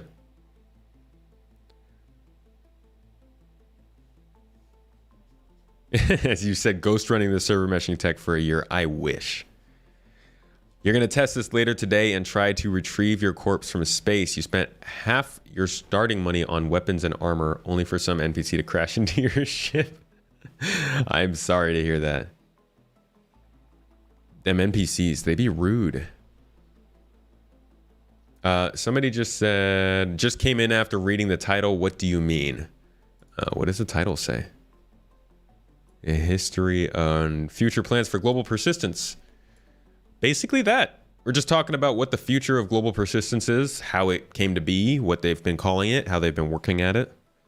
Just doing that over the course of the last couple hours. You always feel like they want to have a solution in place before they talk about the thing they spent years on won't work. Right. Yeah, and I get that, Anthro, but at the same time, I don't know. You can't just leave people out in the cold, you know? They want to keep hope alive, saying this major thing we want is broken and we don't know what to do about it would dishearten quite a few people. That's true. And it would cause people to panic. But the alternative of staying quiet for so long. Hey, AV. How's it going? Freak, good to see you. It's going to take 5 years to have basic functionality. Basic functionality with server meshing?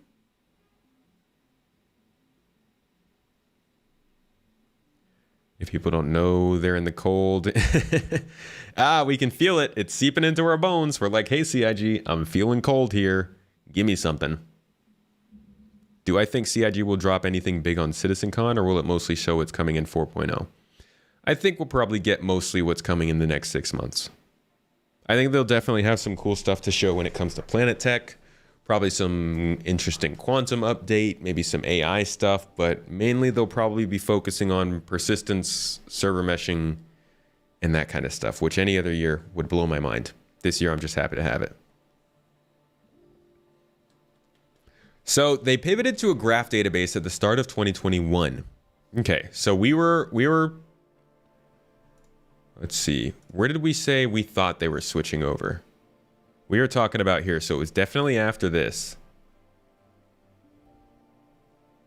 Before this, but after this.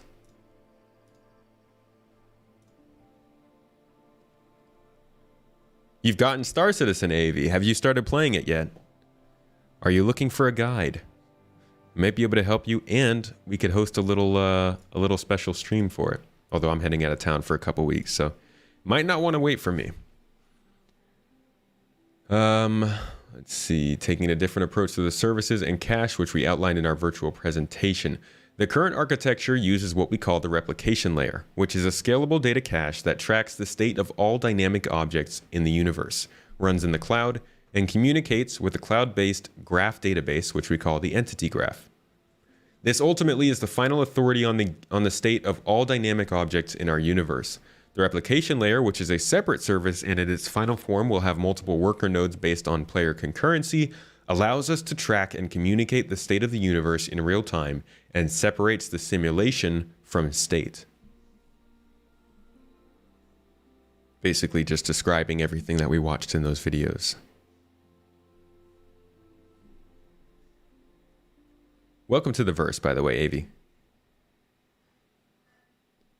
This is especially important for scalability, as clients do not need to wait for a server to simulate to see state change around them, as both clients and servers communicate their results to the replication layer, which is then reflected to all clients.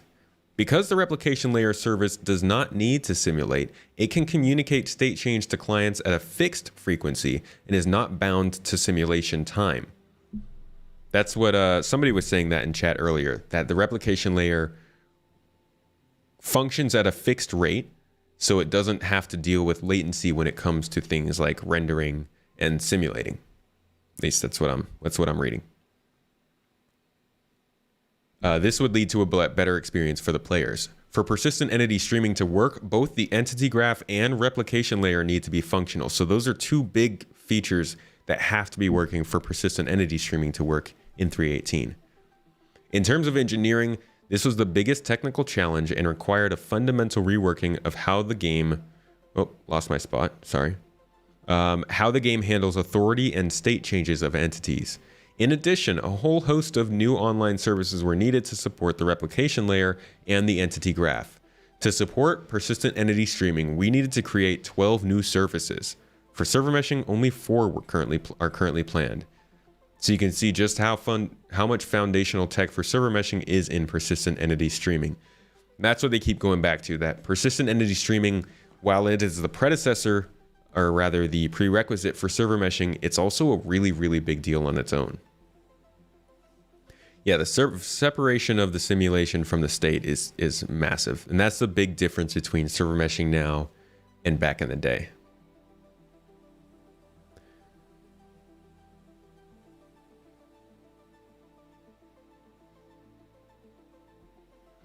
I think it will probably take 2 or 3 years for a few systems, not 5. Could be even less depending on how well the server work goes. I think 3 years from now, we could see 5 systems. So this would eliminate load time for items to spawn in. I don't think it would eliminate those times, but it makes it so that those items can spawn in anywhere they need to be at any point in time relatively quickly. But I think in terms of situations like what we have now with the inventory, it would definitely help. Yeah. Salad Gas, thanks for becoming a member on YouTube. I appreciate that support. YouTube channel members get exclusive videos every month. And you get into that special chat room on Discord, so make sure to come and hit us up. Check us out. You just realized you never explained your modularity comment because you want similar features that you have on your 300i for your Connie and your Cuddy Black. Yeah, I think that'll come. The 300i customization will come in another form to other ships soon. Maybe not soon. You found one other project that uses decentralized computation for server side. It was a $2 billion USA Army's war game that's in development since the 80s. What the heck? Can you post that on the Discord? Bruh.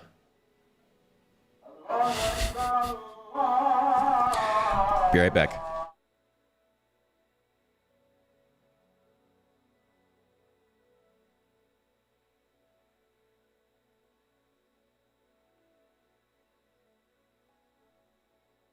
It's crazy that CIG is willing to share so much about their tech.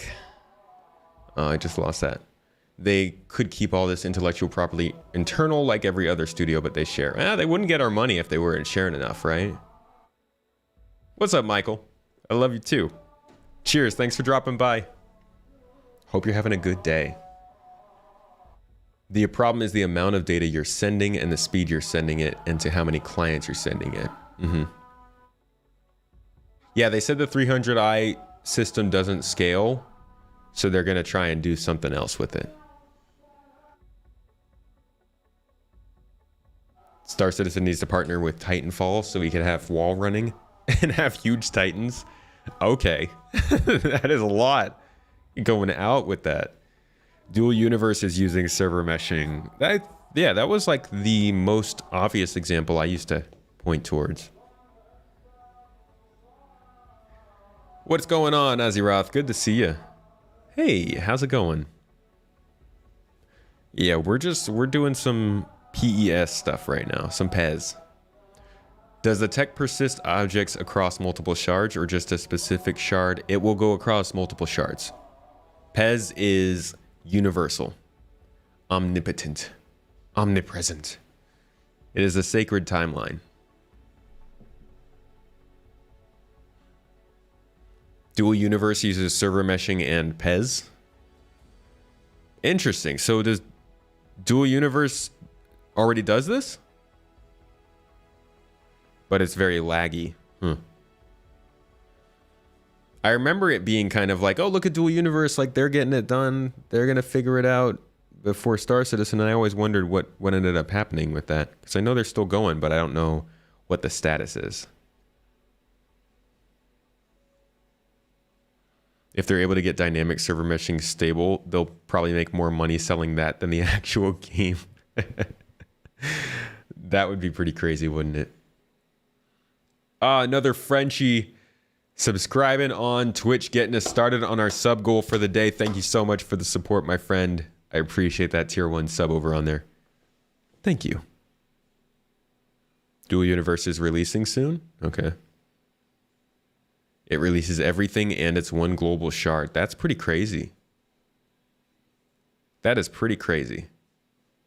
If that's the case, then I think it kind of takes some of the smoke out of the Star Citizen balloon storm. I don't even know what the saying is. Not that much though. It's also a different kind of game, running a different way with different things. There's a lot of differences there. This is not a new Spectrum post. This is the letter from the chairman. So let's keep going here. I keep taking huge breaks.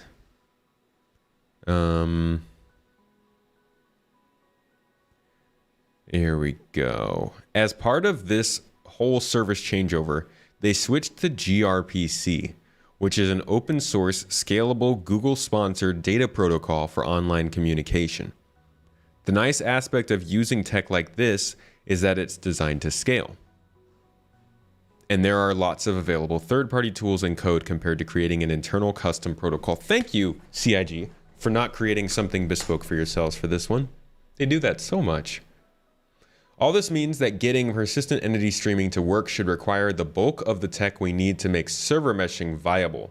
It's so dangerous to say stuff like that, but I am happy to report after 16 months of extremely focused work by 18 engineers, 3 dedicated QA, and 4 producers, the team were able to demonstrate persistent entity streaming working last week in our weekly internal persistent universe update meeting. So we won't go back over that because we already touched on that earlier in the stream, but this was essentially them finally getting to the point after all of this talk, 2018 to 2019 to 2020 to 2021, all the way till the end of last year. Finally in 2022, after 4 years of talking about it, they got it working. But they still have to get it from that to into the actual game we play. And that's what's going on right now. And that is the update we're about to listen to in order to get fully caught up on where things are and when we can expect it to get into our hands.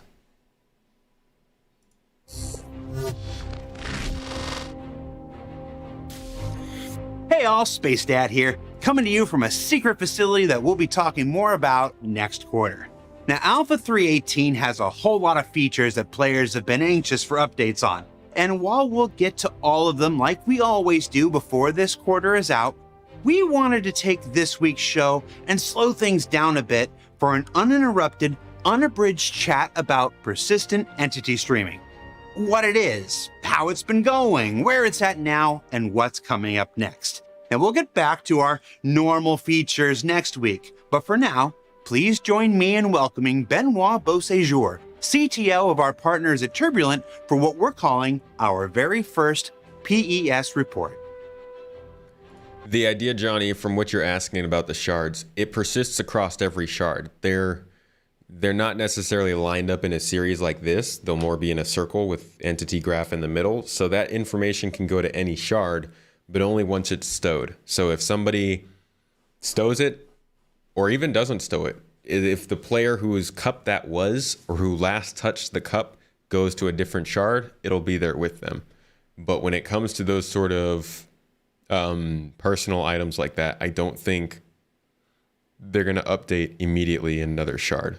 That might be a problem, right? If you like blow up your ship and it just randomly shows up blown up in another shard, I think they'll have to develop ways for that kind of a transition to happen. But I don't think it's going to happen immediately like that. I think it has to be updated by the player transitioning between those shards. But who knows? So, Benoit, welcome back to ISC. To start things off, give us a nickel version of what persistent entity streaming is. Persistent entity streaming is a system that allows us to persist the entire game world and restore it from disk so that it's never lost and changes from players are meaningful. And what's that look like to the player? How will players know if PES is working or not? They're going to know because every time they come back to the same server, the state will be the same. So if you leave a ship, a can, or any kind of items in the world, it'll stay there. You blow up a door, it'll be blown on that server forever. But part of this is something that cleans up the junk afterwards, right? Yeah, some items... I don't believe this is an actual conversation they were having. Doesn't sound like it. And if you look at his computer screen reflection over here in the picture, you don't see Jared. Will be covered under lifecycle management, which will get recycled, right? Because obviously we need some kind of janitorial system behind the scenes. But there also are discussions about gameplay to do that, to help players, to get players to help us clean up the game world. But yes, that's a new avenue that persistent entity streaming opens up. I freaking love that idea. And I really hope that we start charging criminals with public work of helping to clean up things. I also think that the way they despawn things should totally be based on an NPC actually coming and doing it as their job. That's That's awesome. I would love to see that. All right, so we brought everyone up to speed on what PES is. Let's get to the updates. Now, last time we heard anything was from Chris's letter from the chairman back in May, where we'd just dropped something on the ground, shut the servers down, brought the servers back up, and it was still there. What's happened in the last 3 months? Well, so the team, which is a fairly large team at this point, has been working really hard to get our first stage delivery to what we call game dev, which is our main branch. What that means is we've moved from a prototypical work branch into what everybody in the company is using to develop the game. And so that's the big achievement, is now the technology is in the game dev branch. So everybody is using it in day-to-day, day in, day out testing. So all the bugs appear, they're right in our faces. We fix them right away. It's been a bit of a crazy time, but that's the big achievement in the last three months, is that we've stabilized the technology enough so that the entire company can now be working on it. Define crazy. Define crazy, everything being on fire. This technology touches on every subsystem in the game. So they spawn a new NPC for every item that needs to be cleaned. Very efficient system. So transit was busted. Stuff was persisting in the wrong locations. You couldn't log into the game because obviously with PES comes a new login flow to get players into the game, because we need to bring your items into a new database. So that entire system was also rocky to get in, because there's a lot of cases to deal with, like timeouts if you have too many items. What happens if you have too many items, and dealing with all the different stages of the login, from authentication to you being actually spawning in the game. And so it's been a lot of debugging, encountering issues on different types of machines, because when we start, all the developers have some pretty good machines on those feature branches, but when we move to game dev, now we're exposed to all kinds of different hardware, and timing issues occur. Those are the weird ones to find.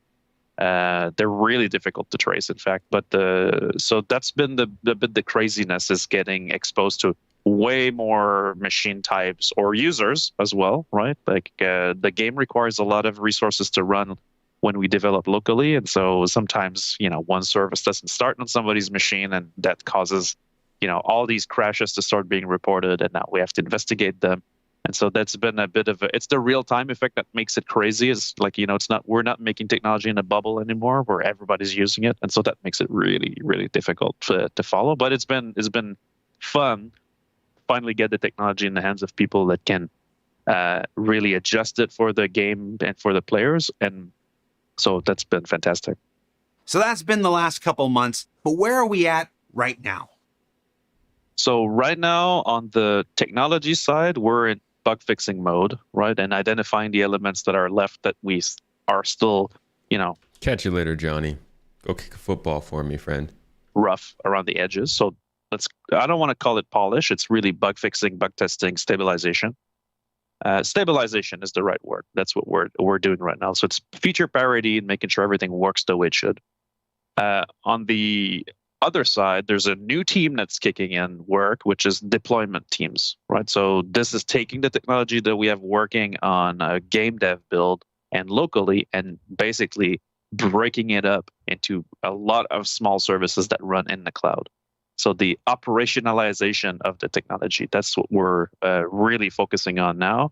It's like a dependent project, right? So this allows us to basically bring the game to you guys. That's where we can do PTU. So PTU is a lot larger than a developer running the game on his machine. Even though there's tons of services when we go to the cloud, we've got operators that deploy that on multiple machines and scale this out. This is made to scale. So now it's about testing that's true. So we've got the technology is working. Now we're trying to scale it out to the cloud, see, how many users we're kicking in there, the weight of the entities, how many entities we end up having in the databases, can they reload fast enough, testing all of the facets of the assumptions that we had, but really getting this technology ready to be deployed for our players to play on. Honestly, it sounds like just getting it to scale, which, you think about it, and that obviously would be the hardest part, but I wonder how long it's going to take. Is this 2 months we're talking about? 4 months? A year? I don't think PES would take a year to get to a point, but again, they're dealing with stuff that they just don't know how it's going to go long term. Astro Chronicles, good to see you. Welcome aboard, my fruit. So it's the way they talk about this here is like it's a progress update, but it's also not really putting us into a position of any sort of confidence of when it'll come. You know, Xylo said something, of course, on Spectrum for a late September Evocati, but again, there's no knowing. And maybe it goes to Evocati and it's just literally just the main menu for a month and they can't get into the game. It's hard to put any sort of a time frame on this. I do hope for 3.18 this year, but this is sounding very difficult right now. Your one question for Star Citizen, when are they going to lower prices for the spaceships? Because it's uncalled for to price out ships that cost 1,000 and up. That's insane and dumb to charge people that much. It's not necessarily there to buy the ships. You're not going to be able to buy these ships when the game comes out. It's there to fund the game. The idea is that they want to give people as much opportunity to put as much money in at one time as they want or as they can. So most people should not even be looking at those ships. I tell everybody, don't buy a ship. Like if you're going to buy a ship, keep it to be the normal price of a game. Because yeah, the idea is that these ships aren't necessarily purchases meant to be part of the game as a whole. They're pledge packages meant to help fund the game. That being said, I don't know how many of these ships they're going to sell after the game. I think starter ships and maybe ships under $100 they might sell, but I don't know if they're going to keep going further with it and continue with selling any ship. Even right now, you can't get any ship just by buying. So that's a complicated topic. I do think that overall people shouldn't be looking at those ships to buy them. I understand, because when I see a ship that costs 2,000, I was like, oh no, not me. Yeah, don't even. No, most people shouldn't be looking at that stuff, honestly. They, I think, try to format the store so that it doesn't show you that kind of stuff unless you've already spent a good amount of money.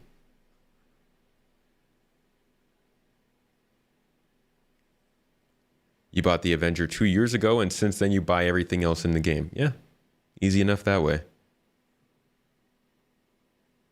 Yeah, they got to step up their skins, their cosmetics for sure, Evil Dia. That's kind of the thing. Brings up the question of will the game ever release? And the hard part from that is asking people, what is a game release for everybody? It is different for everyone. But yeah, doing this is my full-time job. Both me and my wife put all of our time into Space Tomato gaming. And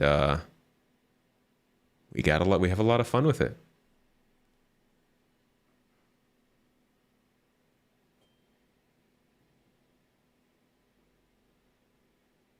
Star Atlas has $100,000 games. Oh boy, $100,000 ships. It's a lot. It's a lot of money. Might buy a ship. Might spend that much on a ship one day. This game has crazy potential, but my gosh, the bugs. And when is this game going to be controller supported? Because they have mentioned that to the community. The controller support's there. It just sucks right now. I would say it's going to be a while before you can reliably do everything with a controller. But yeah, the bugs are rough. And they'll be rough for a while.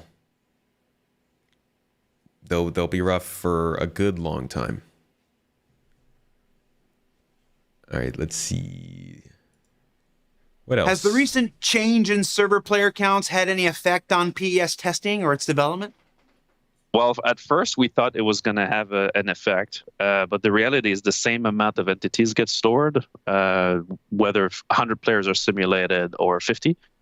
So no, for the moment there is no side effect to having more player caps, because obviously there's more entities being changed, but ultimately for the same amount of players online, whether they're divided on 50, 100 players per server doesn't change anything for PS.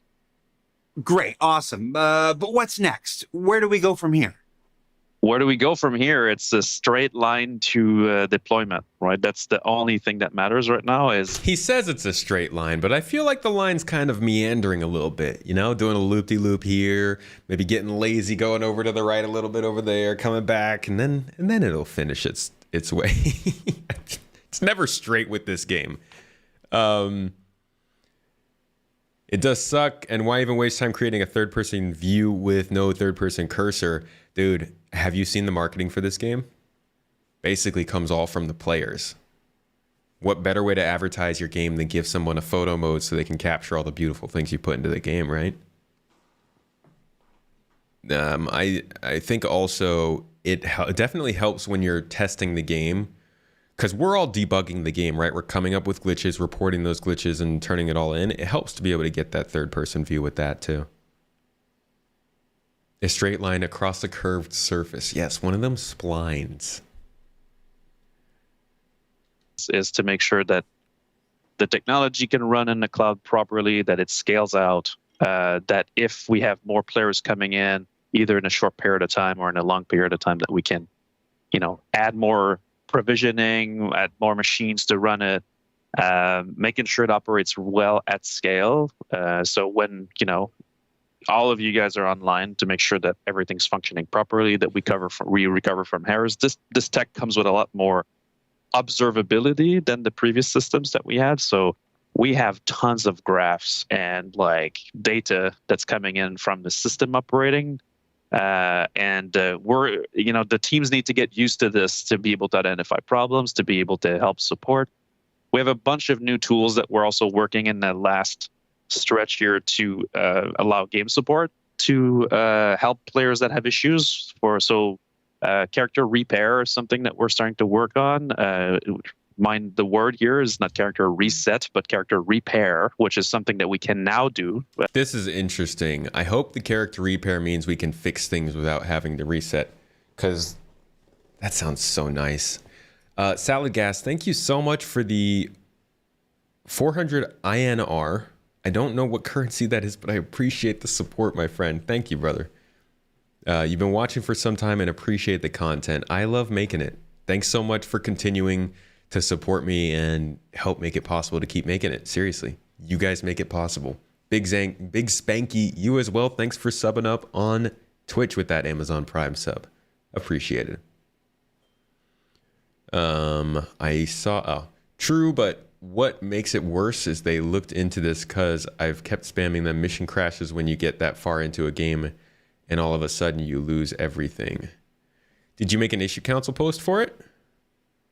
Or have you found an issue council post? I would definitely share that in the Discords that you're in and see if other people will help to replicate them. Mission crashes are not good. But they're going to happen a lot. This is just, everything crashes all the time.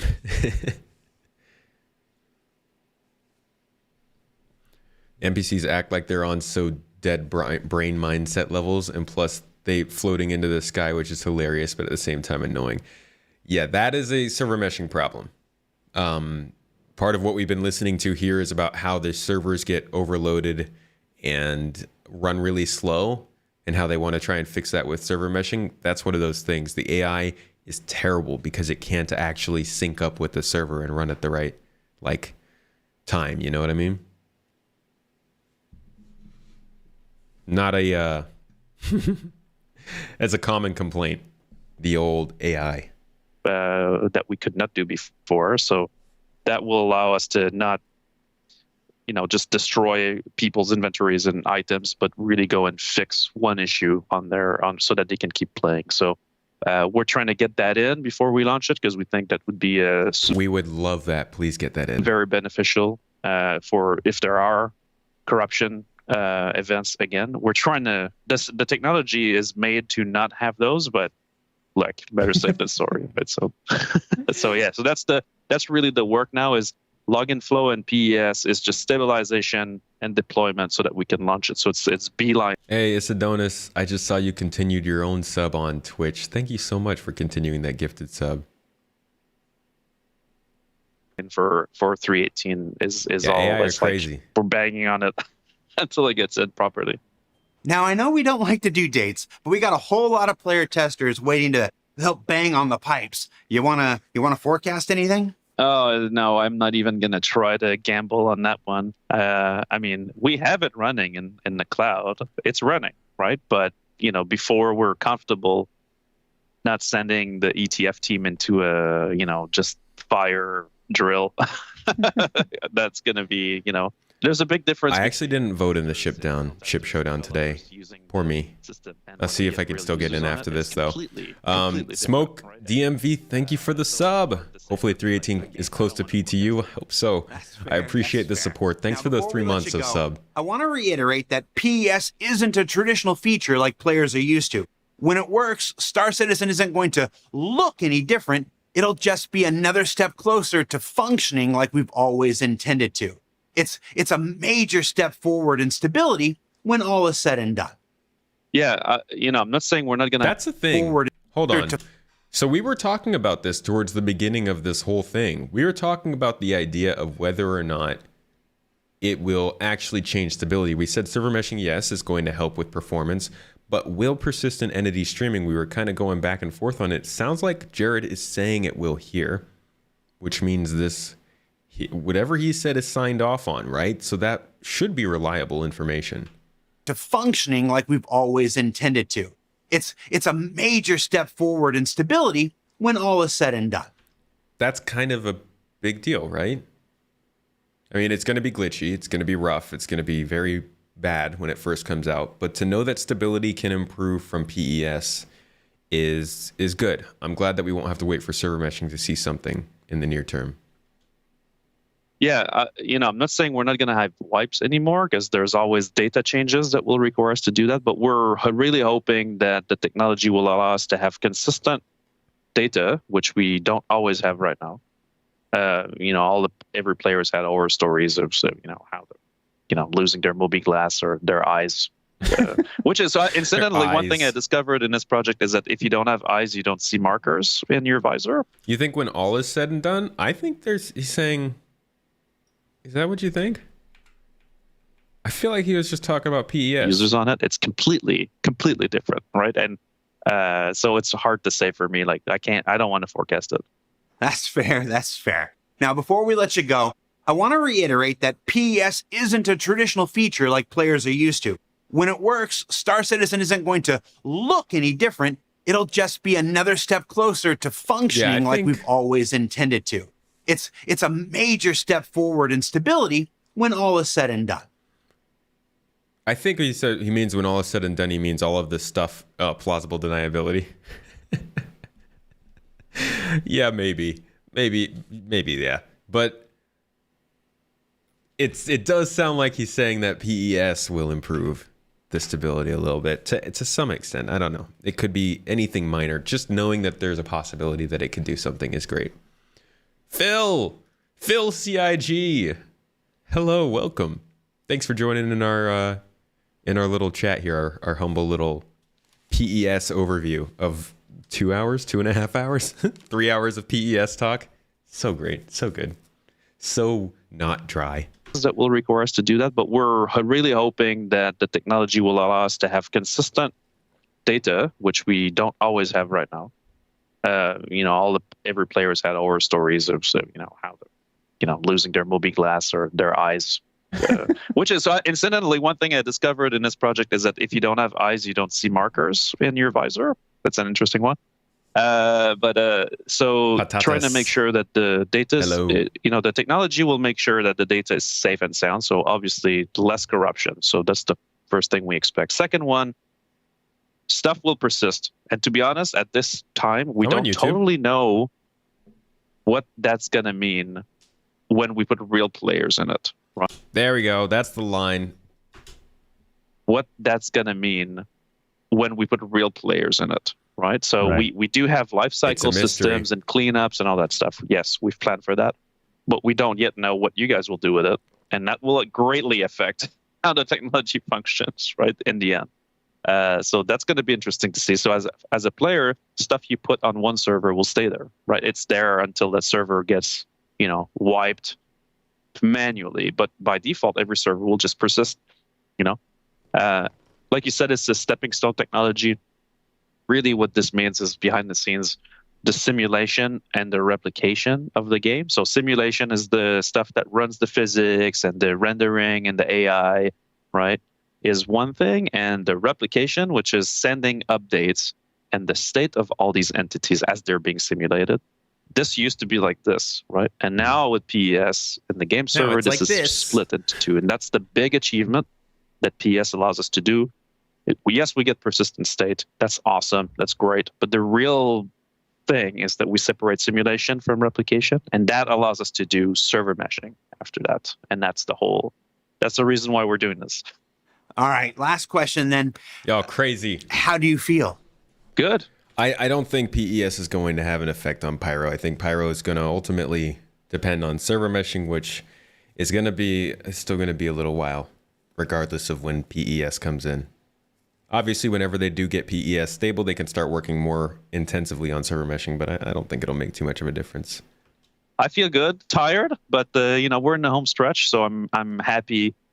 I'm happy about where we are. I'm happy that the company now can use the technology and see what it's like to persist everything. I mean, our dev servers are now littered with, stuff flying around, which is cool. But I know I feel good. I feel encouraged.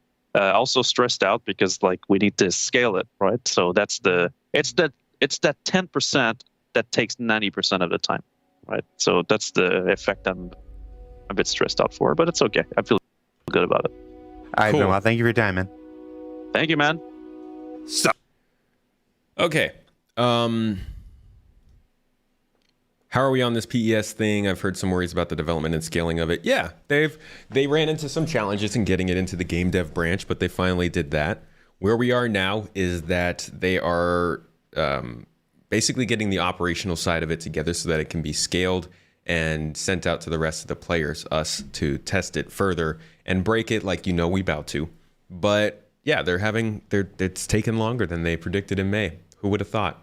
And it likely won't come out until close to the end of the year at the earliest. So it's definitely, it's not a great position to be in, but it's also good that it's actually working.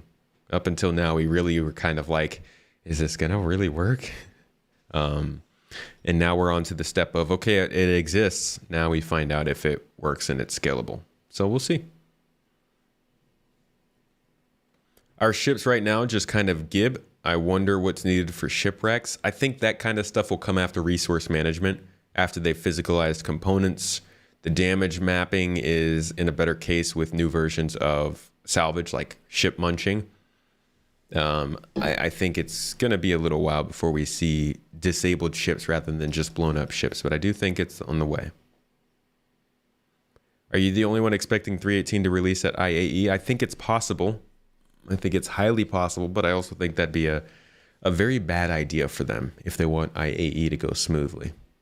Maybe if they released it a couple weeks earlier and then did a hot patch to fix it up for that, that'd be good, but otherwise, that's going to be rough if they did that. Yeah, maybe PTU, but doing that for an event is not a good look. So, what did we learn this week? Well, hopefully, it's that persistent entity streaming may not be the most visual of features, but it is the next big step in realizing a universe where players can truly leave their mark. The last major milestone that'll make server meshing possible, and that it's still heading your way in the upcoming Alpha 3.18. Now, thank you for taking this ISC detour with us this week, but don't worry, we've still got 4 more episodes left this quarter where we'll be covering things like hull stripping, cargo refactor, the new 600i and MSR crash sites, and more, as well as meeting the performance capture team and exploring their new facility next door. And then maybe we'll stop by. His people are talking to my people. We'll see what we can make happen. I really hope when we see the performance capture team, they show us the performance capture going into Star Citizen. A lot of times we see the stuff going into Squadron 42, and I want to see stuff going into Star Citizen for performance capture, because I don't know how in-depth they're getting with that stuff, really.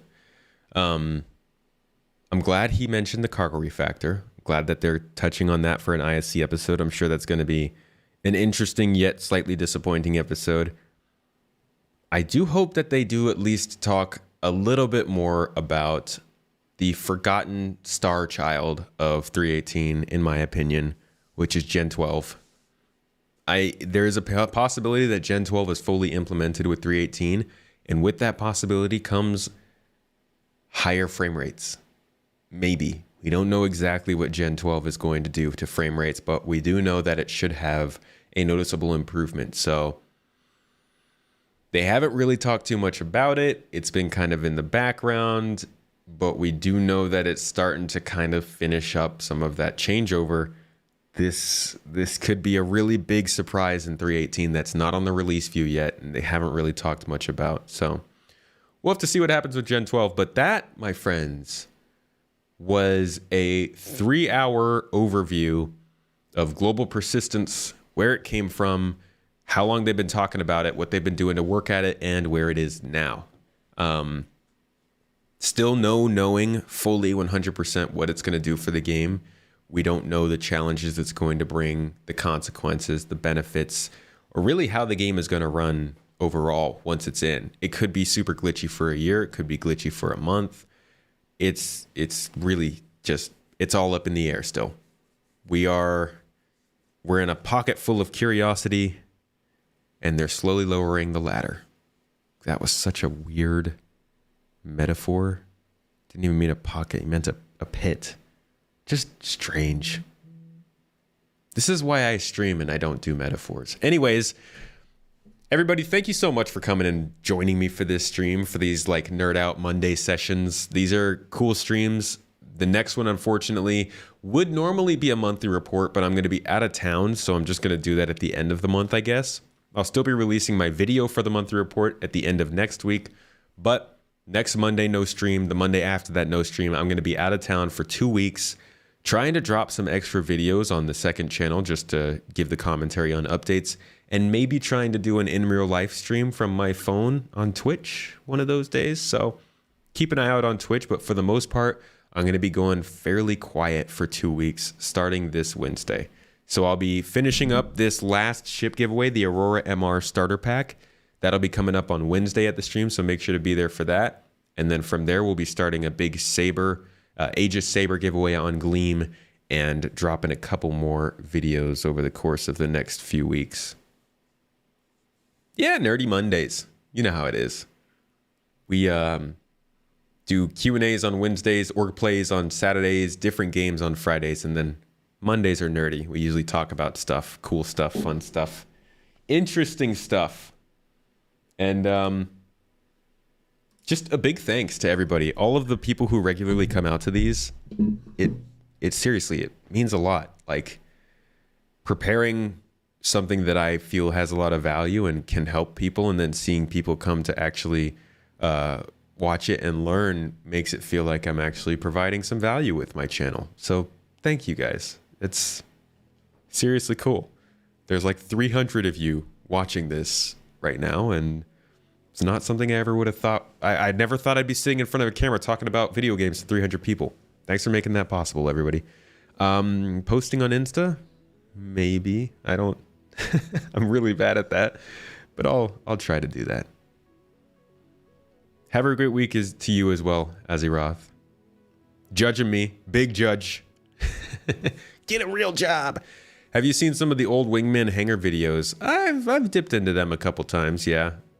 I used to watch the 10 for the Chairmans a lot back then. Not much of the other stuff, though.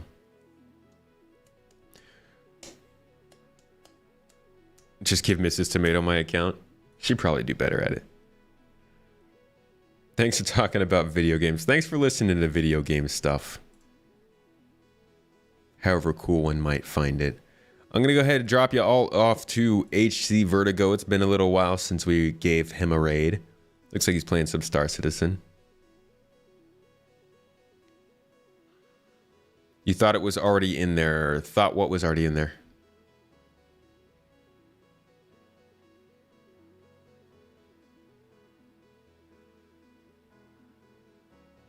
I don't know what you thought was already in there, but folks, once again, thanks all for being here. I hope you enjoyed this stream. I hope you got something out of it, learned something new, and just had a good time. Here to entertain and inform. And At the very least, I'm doing that for myself. I'm glad it happens for some of you. 07s, everybody. I'll see you on Wednesday. Enjoy the game. Enjoy your day. Go eat a tomato. Peace.